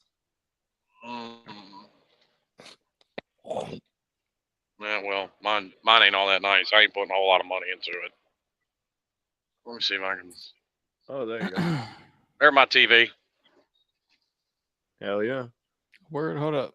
And I just got a cord that goes from my phone to the TV. So if I'm playing a game, like streaming a game off the ESPN app, I can just put it on there, or I got HBO Max. Put it on again. I didn't get to see. It won't be on YouTube. Put it on there. Well, I don't give a shit if it is. Let's see what you got, there bro. it is. There's my TV. He got a lot lizard out. Waiting, knocking on the window. Damn, son, you got some good room in there. Yeah, well, compared to the other one I had, yeah. Ain't bad. Yeah. Ain't bad at all. So, ain't no lot of lizards there in Iowa. All right, boys. I just wanted to toss some trash and yeah. You know how it is. Oh, goddamn. All right. Love y'all all. Hey, yeah. I'm gonna hop off on here. Yeah. Colby, appreciate you coming on, bro. Yeah, man. Big facts. Big facts.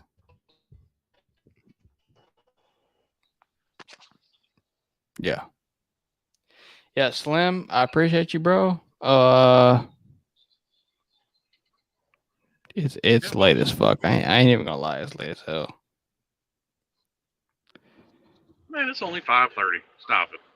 Jesus Christ, bro. Yeah, but when you've been up since 5:30, you know, it's a little bit late. 5:30 in the afternoon late. Yeah. Yeah. Hey, what are you talking about? My day started at 3. That's when my alarm went off. Yeah, but you woke up at 3 too.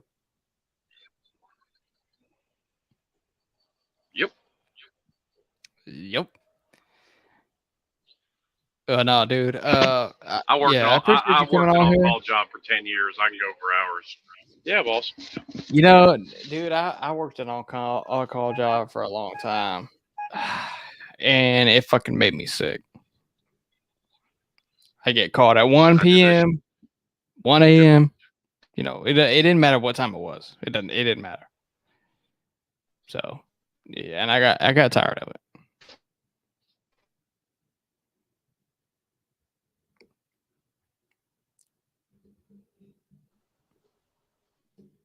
Yeah. Yep. Skirt. It's terrible. That's why I don't do that shit. Skirt. Yeah, the on-call shit's pretty bullshit. Yep.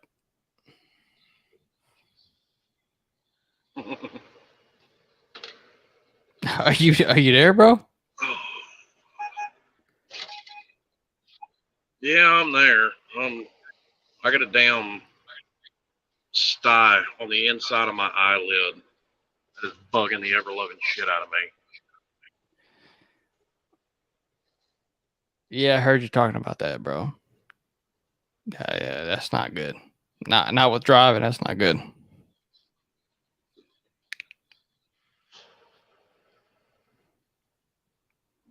It is what it is. Got to deal with it. Yeah, well, you need to get it checked out, though. Low key. Just my opinion. And the company should pay for it. Yeah, I got some drops at the house. Well, I got my own insurance. Well, yeah, get your shit taken care of, bro. You can't be driving like that. You know what I'm saying? Oh no, I mean, I can see just fine. It's just bugging the ever looking. Well, no, but I mean, you don't want to be driving like half, shit bugging you. You know what I'm saying? It ain't one thing; it's another. Yeah, That's why I ain't got no. That's how life for works. a lot of the That's whining. true. Exactly. That's why I ain't got a whole lot of time for the whining in the world today about. That's true. And you this got a ain't daughter fair, coming. that ain't fair. Yeah, that's big Put facts. on your big girl panties, deal with it, and go on about your day. Well, you're a real fucking man. Well, so some people are not that way. Yeah, that's facts. Well, I guess we're gonna jump off here. Slim, bro, I appreciate you coming on for real though. Yeah, it was fun. Yeah, it was. It was a lot of good conversation. Obviously, anybody that wants to talk shit to me, you can comment it below, or else you can sew up in the comments section next time. Well, up to you. But Slim, I appreciate you coming on, dude. Yeah, boss, anytime. Appreciate it, bro. I'm gonna shut this thing down.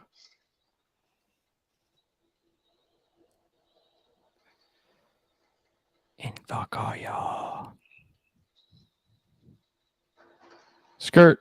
No, just playing. I love all y'all. George. Shout out to George. We out.